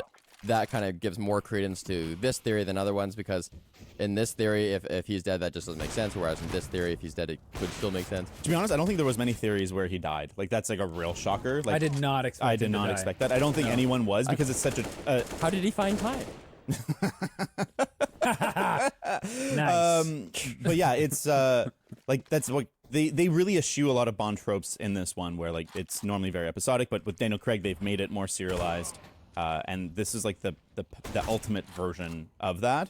And so I think they're trying to. I get the sense that like the franchise makers are really trying to eschew the tradition, and like Yeah. they did a soft reboot with Casino Royale, but it was still tied into what they had done before. And now I think like Maybe they're they going want- full Batman. I think they're going full Batman. I think like the next one will be totally. Casino Yeah. Royale again. I think yeah. No, it's Both yeah. know it- me. Casino well, it's 100%. Royale. Like if James Bond is going to return, it has to be a reboot. Yeah. Because he's dead now. But I hope they don't do another origin story, because it's like it's only been 15 years. We don't need another one. Yeah, but I mean, that's I don't, nothing in Bond time. I don't know what Yeah. else you can do though. I mean, so like I wanted to say this though, because in the older Bond movies, some of them have like an overarching narrative throughout a Like few of them, continuity? right? Like Blofeld is in like 4 or 5 Yeah. different movies or something. But there's still like kind of like a TV show where it's episodic, where it doesn't Yeah. have to be in specific order. It's like they're connected, but Right. it's not super clear what the order is. but yeah, it might not be clear what the order is, but you know that there's one Bond. Yeah. So I feel like now we're gonna get a reboot where it's like, okay, this is James Bond, but it's like Tom the Holland. Christian Bale Batman versus the George Clooney Batman or something. You know? Yeah, It's like maybe. they're different Batmen. Yeah, I just hope they don't do like young Bond like in the academy. I don't know. Kingsman. yeah, that'd be rough. But you get what I'm saying? For sure, where like for sure. where like the George Clooney Batman and the Christian Bale Batman not the same. character. No, it's a totally They're different. based on the same entirely comics different character. universe. Yeah. Whereas all the Bonds we've seen were played Yeah. by different actors, but they're all supposed to be the same Bond. we get it. Fair Okay. enough. Can we go all the way to the beginning? Because I want Of to talk this about movie? of this movie. Yeah, actually. I think that the pre-title sequence is maybe one of the best Bond 20 minutes of all time.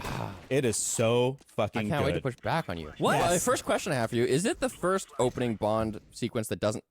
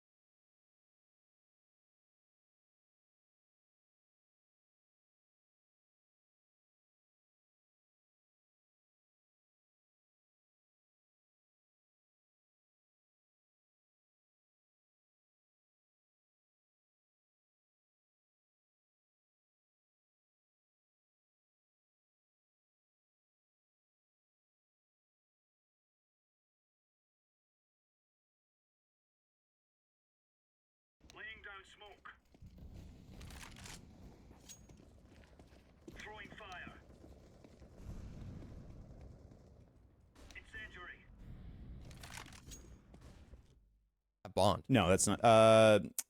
From Russia with Love has like a Bond impersonator. There's at least one other one. There's got to be some other But movies. most of them do include him, but there's a couple that haven't. The ones that included him. don't have him, are they kind of just showing events like, oh no, this missile got hijacked by somebody else? Whereas this one's like character driven. There's like a different main character at the It's beginning. definitely From Russia with Love. It's showing like who the henchman will be. It's basically like this guy hunting James Bond, and then he kills him, and then it's revealed that it's like a practice, like a live training dummy or a live training person that's like disguised as James Bond, and that's setting up the henchman. You mean the villain?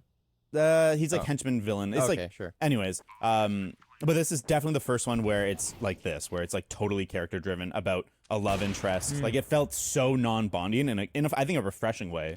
It was good, but it was kind of weird because after that ended and we go into the future, I think we switched to them careening in their car in Italy. I felt like the point of view was still from her. For sure. It was still her perspective. Like even the way it was shot, I just felt like Bond wasn't the main character. What scene are you talking about? You're saying after the Intro. time jump or before? After, like first we're watching her as a kid, Yeah. and then we go Oh, into the that future and time she's jump. hanging Oh, she's okay. hanging out with Bond. Yeah, yeah. And they're driving the car. It still felt like her movie at that point. I think though that's the point though, is that they're trying to get you tied to her point of view so that at the end when you watch her watch Bond, you're tied into that Yeah. in that way emotionally. So I don't think that's a accidental thing. I think that's Well, the very thing that intentional. maybe a casualty of them trying to do that was by the time it kind of switches to Bond where he goes to visit the grave and the grave explodes and then there's a big chase. Yep. He returns to the hotel room and he starts like yelling at her like, how do they know I'm here? And like kind of grabbing her arm, making her go into the car. He looked like an abusive dick. Yeah. Well, he I did, but didn't- I at the didn't same feel- time, he yeah. thought that she was like Yeah. an assassin. I know why he thought that, Yeah. but like I just was more on her side than his, so it just Bond didn't have a good look. No, at- I to agree, me but at I that think point. like Bond that's hasn't had a I good think look that's- for 70 Yeah, years. I think that's think the that was point. intentional? I do think that's intentional. I think that they're trying to make him seem like more brutish than they have, and like have him be kind of the bad guy in that sequence. Because like I think I agree with you. I was on her side. I knew she didn't betray him. Like it didn't seem like that. Yep. Although like the thought did I cross didn't my know. mind. Yeah. But like I think that sequence really worked for me. Like I teared up when he's at Vesper's grave, and then they fucking like blow him up, and you're Oh. like, excuse me, and then it like transitions so smooth into like ramping up to a sick action sequence, and like there's some great stunts in that. Like when he rides the motorcycle up the thing, Yeah. that's so That sick. funeral was like, oh, no, this is distasteful. He goes by a funeral. Like, No, I was gonna like I wrote down. I was like, these action scenes in Italy really impressed me, which is saying something because normally I'm like jaded and I go into a Bond movie being like, all right, here we go, boom, boom, shooty, explosions, man, and then like these spectacles right in the beginning, I was like, whoa, all right, let's they, go. They do a really good job, I think, in this movie in general for the action scenes, making you feel like you're a participant to the action. Like there's a lot of like car POV shots where you're like on the side of a car and you can see the car and it's like going in and how out about and that, stuff. that first person view from that pistol when they were like, he was lying on his side or something Oh, like that? yeah. And he like did a couple quick shots. That was awesome. Yeah. Some good ones. Anyways, back to the opening scene though. Yeah. And I like how they tie in Spectre. It's kind of like a Bond thing. He has Or like not. the magic eye. And like Well, there's lots of, I mean, I don't want to stop talking about the action scenes right away. I No. love when he's on the bridge and he like takes cover under that Oh, little I thing. know. I was that so was such quick. a cool moment. Yeah, that was in the trailer, I just though. feel like this It was. movie in general, but especially in that first 20 minutes, the transition, like the ebb and flow of action and emotion really work. Where like when he's doing the chase and he has to like dodge the sheep and then he's caught in that courtyard and he gets cornered and like Madeline Swan's like freaking out and he's just like not doing anything and they're shooting him and he like knows the windows won't break but But just he's like testing her. He's testing her. Yeah. And he goes and he's like, all right, and he flips the switch and the Gatling guns come out and he does the fucking Yeah. donut. That was awesome. I was like, this is fucking Even when he so dodged cool. those sheep, I thought those sheep were gonna be way more trouble. Yeah, so He just turned. For a second, I thought he was just gonna plow through the sheep. I'm like, this Bond doesn't give a fuck. yeah. Well, it's weird because they set up a big thing Fuck that a like sheep. Someone like Blofeld can call people and like make them do stuff. So I thought that was gonna be a bigger thing. Because like it felt Yeah, like it was what- gonna be like yeah. a thing where it's like wherever Bond goes, people will turn against him. Like the world is against Bond, but that just never comes back. Because of the nanobots. The damn nanobots. Those damn nanobots. Nanobots versus the smart blood. Okay, now it's time to go back to the first scene. Yes. Okay. What do you like about it, David? Oh, I'm not talking about the first scene. I'm talking about that first 20 minutes. Yeah, no, he's. Yeah. Not the first scene in particular. I agree. It's like it was good. I really like the cinematography of the childhood scene where it's like all these big sweeping shots of the world. Especially that shot where she's running on the ice and he's like slowly walking after her. I think it's like beautiful. And even the way when she's caught under the ice and she's like That was a hitting sweet it, shot. It's a sick shot and he's just like looking at her. That was so disturbing in like a good way. Yeah, and I'm confused because then he shoots at her But he's just breaking the ice? Yeah. It really, Oh. yeah, I'm with you where I was Yeah. like, It looked like kinda he was looks like trying to he's shoot her. trying to hit her. I thought he was trying to kill her. Yeah. Or maybe he's just like letting Jesus take the wheel. And he's just like, I'm not gonna try to hit her. I'm not gonna he try closes not to his hit her. eyes and Yeah, just blind fires? yeah, I don't know. Yeah, I agree. Because they were so close. They to were her. so close. Yeah, Yeah. it felt confusing. It almost looked like divine intervention. Like, how are those not hitting her? Yeah. I like that mask though. I thought that was a creepy mask, and like when it Have we breaks. seen that mask before? I don't believe so. I'm sure Okay. it's a traditional mask for I think something they had else. like I saw like a trailer clip from Spectre recently, and I think they had a similar mask, but it was just like a white mask. It wasn't like the same type of like Japanese design or whatever. I love that twist too when he's like kills a mom and then she hides, and you think that like she's just helpless under the bed, and he like walks up, goes away. The Tamagotchi rings, which I don't really know why that alerts him to her, but she jumps out and shoots him. That I was a like, sweet I was like, twist. nice, good job, That girl. was awesome. They Yeah. al- these movies always have that, where like just something unexpected. Little girls with guns. I actually still thought like Bond was gonna show up and save her or something, Oh, even yeah. though I should have known from the Tamagotchi and stuff that they It were in was the 80s. But yeah. but yeah, I was not expecting her to shoot. Yeah, it was good. It was That was- good. And that then was good. when he wakes up, you're like, oh god. When she puts Oh, him on the yeah. ice, yeah. Okay. That whole sequence is good. Are you gonna talk about some nitpicks right now? Because I was gonna hold, because I also have nitpicks about this at very moment. Well, we're here. I don't know. Just hold. I'm just always confused as to how so many characters in these Bond movies can get shot multiple times and just be fine. So at that point in the movie, I figured that it was like whatever caused his skin affliction, which was the poison, like gave him some kind of like resistance, factor. greater resistance to death. Adamantium bones. I wasn't going there at all. I just thought, oh, she hit a non-vital. We don't It's know possible. where he got Yeah, shot. it's fine. I thought he They was don't like really wearing show a it. vest or something, maybe. and like maybe one of the things hit his leg, and that's I don't know. And that knocked him out. Yeah, I like the transition into the modern day. But yeah, my big praise is more the Italy sequence. I freaking love it. And Yeah, when he I like just- grabs her and like puts her on the train, and he's just like, "You'll never see me again," and she's just Dang. like in Cold. shock. And then I love the reversal of like the train trope, because normally someone's on the train and the person runs after the train. Yeah, And he yeah. just stands there and she's running on the train to follow him. I was like, Ah. that's a cool little reversal. I didn't think about that. And then it jumps into the It's title hard to sequence. refresh like a cliche like that. I know, it's cool, and like it didn't feel forced. It just felt like that's how it would happen. Yeah. And then the way the title sequence comes up is very reminiscent of the Doctor No title sequence. Those circles. That's like what the start of the Doctor No one was, and I was like, that's pretty cool. That's And then- pretty cool and so little that- full circle. And you were moment. like, oh, maybe Safin's gonna be Dr. No. Well, that was one of the hints when I was like kind of processing. Was like, oh, it's interesting that they did that, and I was wrong. I was so grateful when he died. I was like, thank God, thank fucking God. Going back to how Bond was kind of shown to be a dick at the beginning, it actually tracks. Like you saying that that's intentional, I think tracks with what I perceive to be Bond's arc. I think he has an arc in this film. And that totally tracks because at the beginning, he is emotionally closed off, right? She tries to get him to go and like let go of the past, go visit that grave, get over this woman, and then we can have a future together. Yep. And he resists it. He goes and tries it. He tries it. And Wait, he tries what? he tries to let go of the past. He goes and he burns The forgive me. the forgive me thing, that wish Yeah. at her grave. And then what happens? He's from his perspective punished for doing that. Yeah. You know, I had a friend who was like never tried to get in relationships, total playboy all the time. He finally got in a relationship. She cheated on him. Oh. Like no, Never again. Now he's damaged forever. This is exactly what happened in this movie. Like he opens himself up and then he finds out she betrayed me. No, Bond, you can't trust anyone in this Yeah. world. Right. Yep. And then he has to. I'm going to live in Jamaica by myself. Which Yeah. is a My cool hut. Well, that's where Ian Fleming lived, was in Jamaica when he Oh, wrote all the yeah. books. He had a Goldeneye estate. That's what the movie's named after, like Goldeneye. And so I think that's a callback to Ian Fleming's home. well. But then by the end of the movie, he cares enough. He cares enough that he sacrifices He'll himself, kill himself rather than be stuck in a relationship. then hurt somebody else. No, but he can't be in a relationship. It's like he's Yeah, I know, always I was been. just Well, making a I like joke. that, and it's like I think the metaphor or like the image is a little heavy-handed, where it's like he was always an island. He was always a lone wolf. But when he finds out like he can't be in relationship with people anymore, when he can't have that connection, like what's the point of living? And Especially, well, particularly those two. his his sure. wife and daughter. It is his daughter. It is, David, right? I feel like you're picking up with what Cary Fukunaga's putting down here. I certainly feel like he No man is an island except for James Bond. except for James Bond. Until he's not, he realizes he needs relationship. Well, there is actually a shot earlier in the movie of him in a raft, completely alone. oh yeah, It's after the CIA boat sinks. Yeah, when and he's- that's great visual storytelling because Yeah. he's not part of MI6. He's not part of the CIA. Yeah. He's retired. He has no one. It's just Literally no himself. one. He's just, the only problem with that shot is it doesn't last long enough. I know they should have had like a little bit more of this I know because it's you just 5 see or the 10 horn seconds. and then it's the Yeah, this cargo movie ship. needs more longer shots. Yeah. Yeah, It's Denis almost Villeneuve 3 should have directed hours. this. We'll talk about what should have been cut later, but let's stay on the positive train for now. Okay. I really liked how complex it was in that first third. It was the perfect level of being like, something's going on here. I don't know quite what. So, okay, that guy doesn't work for that guy. Who's the third party? I don't know. And it all kind of revealed itself. Totally. That was perfect. Well, even like when I really wish that they hadn't revealed so much about Rami Malek's character in the trailers. I think that was a bit of a bummer. Like when the doctor gets the call from him, you're like, okay, I know who this is. When he kills Madeline Swan's Not parents, me. yeah, no, fair. Don't watch trailers.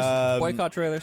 But I wish that we knew less about him. Same with like when he's in Madeline Swan's office and he's like, I have the memory box, and opens it, and you're like, duh. Fucking Yeah, you knew that was going to be the whereas mask. it'd be cool if it was like you had no idea. But anyways, But the that's a thing is, nitpick. I didn't see the trailer. You still know that's going to be that's the fair. mask. That's fair. So wait, when you didn't see the trailer, when you saw the initial scene with him wearing the mask, were you like, oh, that's going to be the main bad guy? Probably by the end of all that, Oh yeah, but like not explicitly. Not like, oh yeah, there's the mask guy. because we're not we aren't shown Safin until like midway through the movie or whatever when he meets back up with Madeline. Yeah, it was like I watched the trailer 8 months ago or whatever because this movie was going to come out in 2020 at some point. So the things I remembered from the trailer is like I know that this Malek dude who played Freddie Mercury's in it and then he's disfigured. I know that like I saw the beginning of the trailers when they're on that bridge in Italy and he jumps with the out. rope, so I had recognized that and when he hides from the car. But that was about it, and I had forgotten enough that I was sitting there wondering like, who is this mysterious third party? Yeah. And then I was like, oh yeah, I remember that. Oh, the it's Rami the Malek. Scar guy. Yeah, right. Man. He's in this movie. Yeah. So it was enough distance. Yeah, because I like that sequence when you don't really understand how Spectre and Rami Malek are interplaying, and he's like Spectre thinks they need you. Like he gets the phone call with the directives, and you're like, oh, this is interesting. And then when he has the gene sequencing thing, and he's putting it in the briefcase, and he's getting the weaponized version, and he switches out the USB stick at the last moment. I'm like, ooh, what's going on? Yeah. And then, but you're like, yeah, I'm so used to Spectre being on top of everything. Like they're like so all seeing that I didn't Right. quite understand that like they were betraying Spectre. Yeah, that was awesome. And then when the Blofeld voiceover is like Bond, this is just for you. Everybody else, don't worry. And then everyone else starts dying, and Bond is okay. You're like, Yeah. okay, what the fuck is going on? Yeah. and at that although- point, M is being so shady that you don't know, Yeah. is it M? Because I thought there was a second there where, and the new 007's there as Yep. well. There was a moment there where I was like, oh, this movie is about how James Bond is redundant and useless, and like MI6 is just doing all this stuff without him. They don't need him. Then it didn't turn out to doesn't be really that. matter. But And I'm glad. I wondered that for a second. Although yeah. although you could, I mean, if he let 007 get away with Oberchev, it might have been. everything probably would have been fine. I know. I was like, oh wow, he's really not letting her go. He shoots her like zip line. She had him. She was on the route away, and then he like shot out her And line. maybe that's part of his character growth. It's still pretty early in the movie that like he has to do it. He has to win. But, He like- can't let her go. And like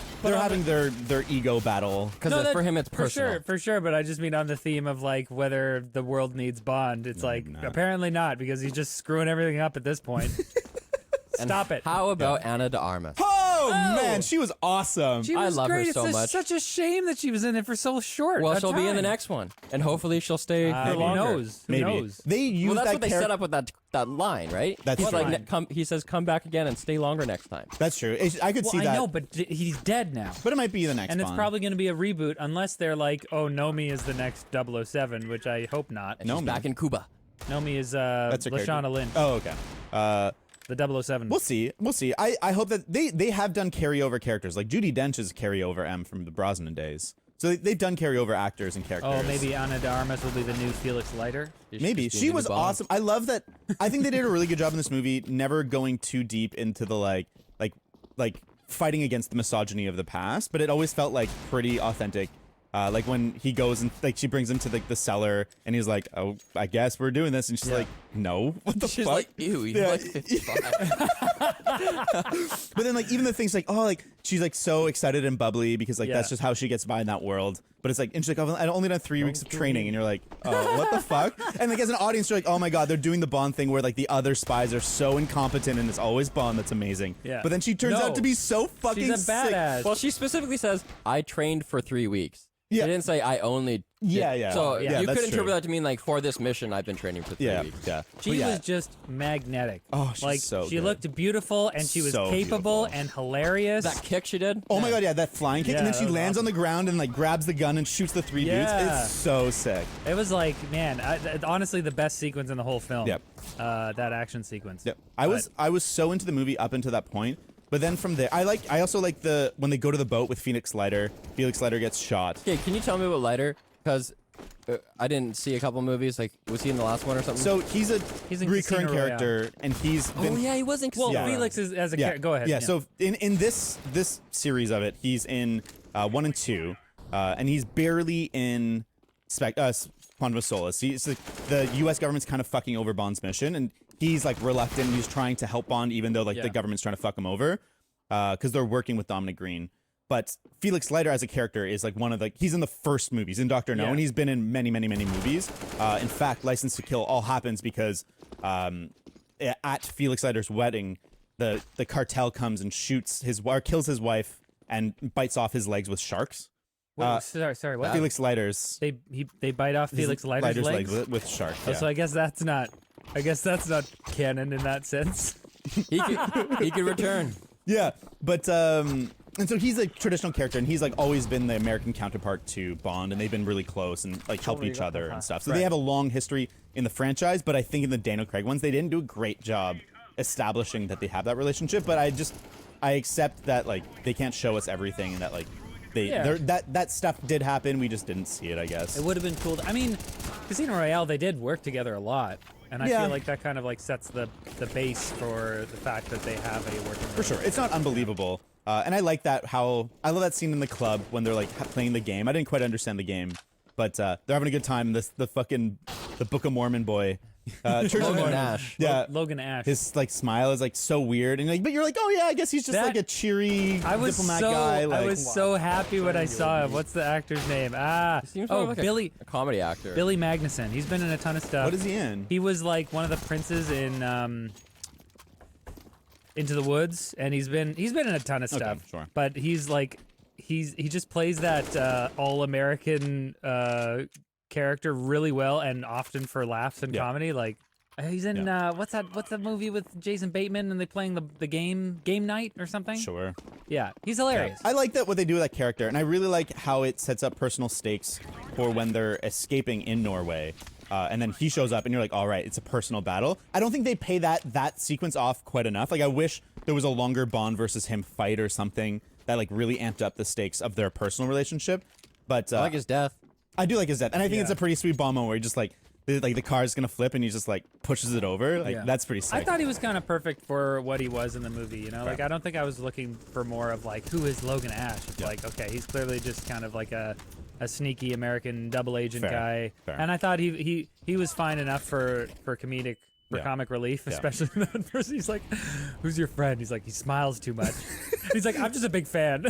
I really like that boat sequence too when the betrayal's actually happening, where like Bond is like interrogating the doctor, and he's like, you don't have the authority, and it's like you can see like obviously like Yeah. their interests are in conflict, and then like they actually have the fight, and it was a really good tight quarters fight when they're fighting there and like tackling each other, and he throws him down the stairs and locks it, Yeah. and like the escape from the ship I thought was thrilling, and he like Felix gets shot, and Bond's like, okay, I'm gonna go like find us a way out, and then the stakes get the fucking raised and it's sinking, and he's like, uh-oh, how are they gonna do this? And he tries to grab him, and it shows like his character, like he wants to help Yeah. Felix. He's different from the Bond in Casino Royale who would have just left, I think, Right. anybody. Yeah. Now he cares about these people.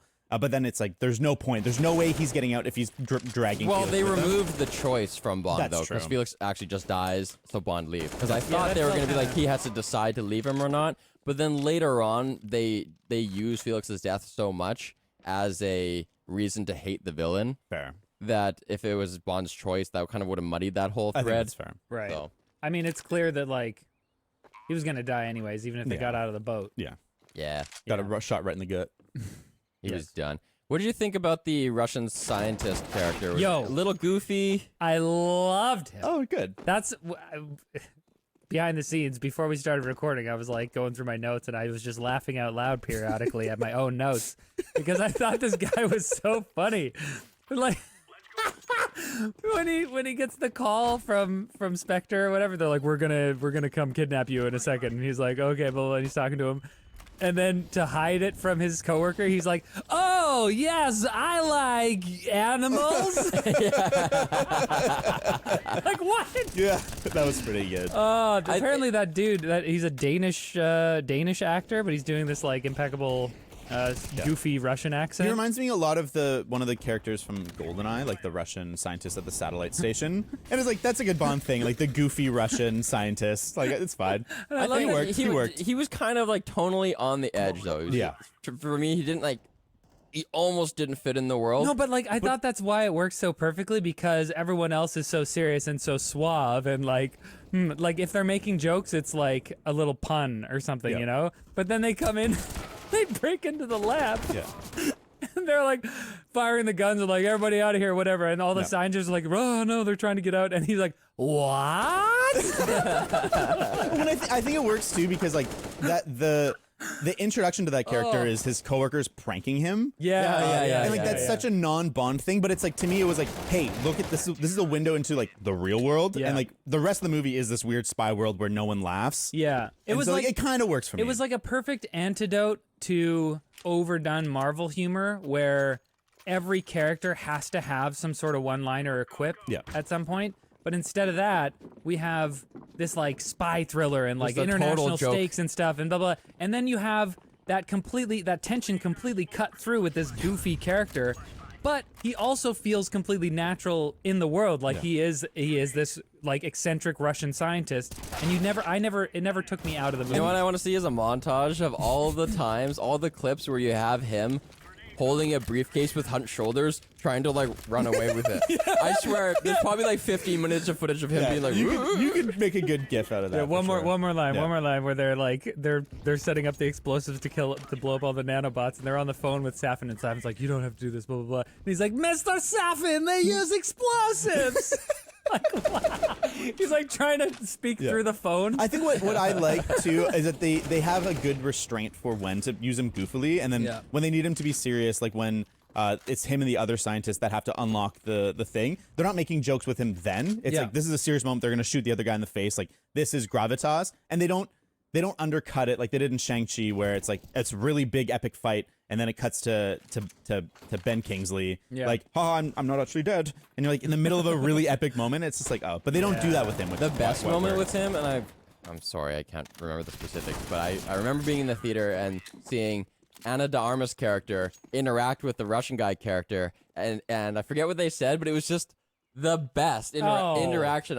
He did something, and she was just like, what? And then I was just, it was just like these two goofy characters like colliding was just like the I don't remember it best either, recipe. but I'm so sad that you don't. I love the sorry. moment where she sees him on like the scaffolding, and she just like runs into the scaffolding and it falls down. Yeah. That was a great. Yeah. That's, I love that whole sequence is great. That whole Cuba thing was Just awesome. fantastic. Nomi, however, She was okay. I didn't She's like. fine. I really didn't like the. I liked when she sees him in the club. I think that's a cool because like we knew that Yes. that's the other double That's seven. I So it's like, didn't know. oh yeah, fair enough. I No trailers. didn't, no, I didn't know until he knew. And so when she's first spotted, I was just like, damn, yeah, sweet, this chick's hot. And then I was like, whoa, is there ever like a Bond? Is the Bond girl ever like actually black, or is Halle Berry the closest? They never had dark Not skin that I'm person. like calling Halle Berry not. yeah, No, but careful they with You know that. what I'm. They You know haven't what had I mean? I know what you- yeah. You know Dark what skin. the dark dark skin skin. black person. Okay, cool. Thank you. So I was like, oh, that's cool. Yeah. And then it turned out to be Bond, and I was like, or 007. I was like, even better. Yeah.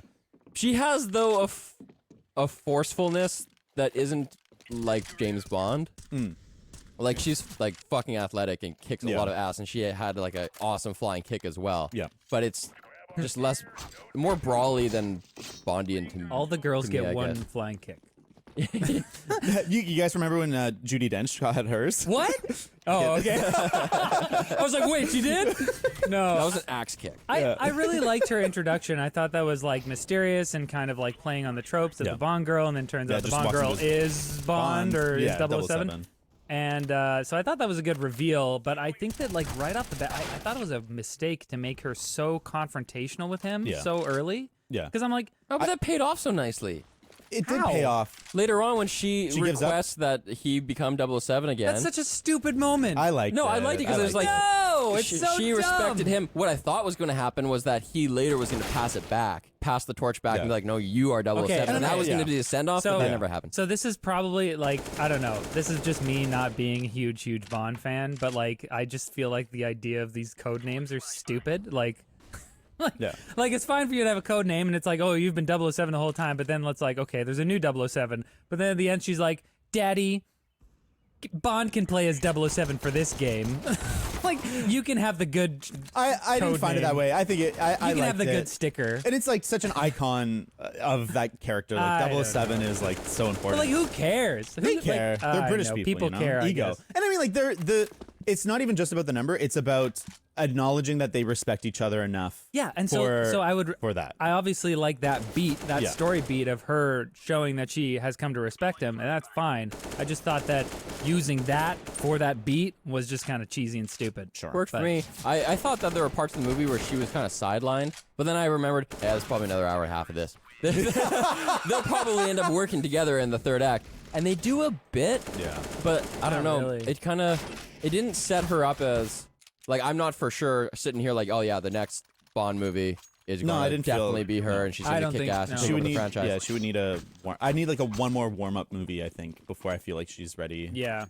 But maybe not. Well, especially, and that's what I'm saying. Like, if they were going to bring her back as 007, I think that it's just like a weird decision to have her come in here and as like a representation of the whole like controversy over, because like it's a kind of a meta situation where the movie is self-aware about the conversations that are going on about Bond and like whether it shouldn't be like a white straight man anymore and blah blah blah, and so I feel like as a representation of that controversy, it's a little too like, oh yeah, you want Bond to change? Well, guess what? He's changing anyway, so deal with it. Yeah, It's I- like, okay, well, I really like it in the you're gonna context. turn people off that way. Yeah, I really like it in the context of this movie where it's like James Bond kind of represents the audience, like seeing the filmmakers wrestle with the thing. Like she represents kind of like that conversation. Yeah. But because Bond still exists in this movie, it works. But I don't know how people will respond if she does become the main character. I just feel like I thought feel she like- was cool. I I liked She, feel no, like- she's great. She's great. I thought it would have been better if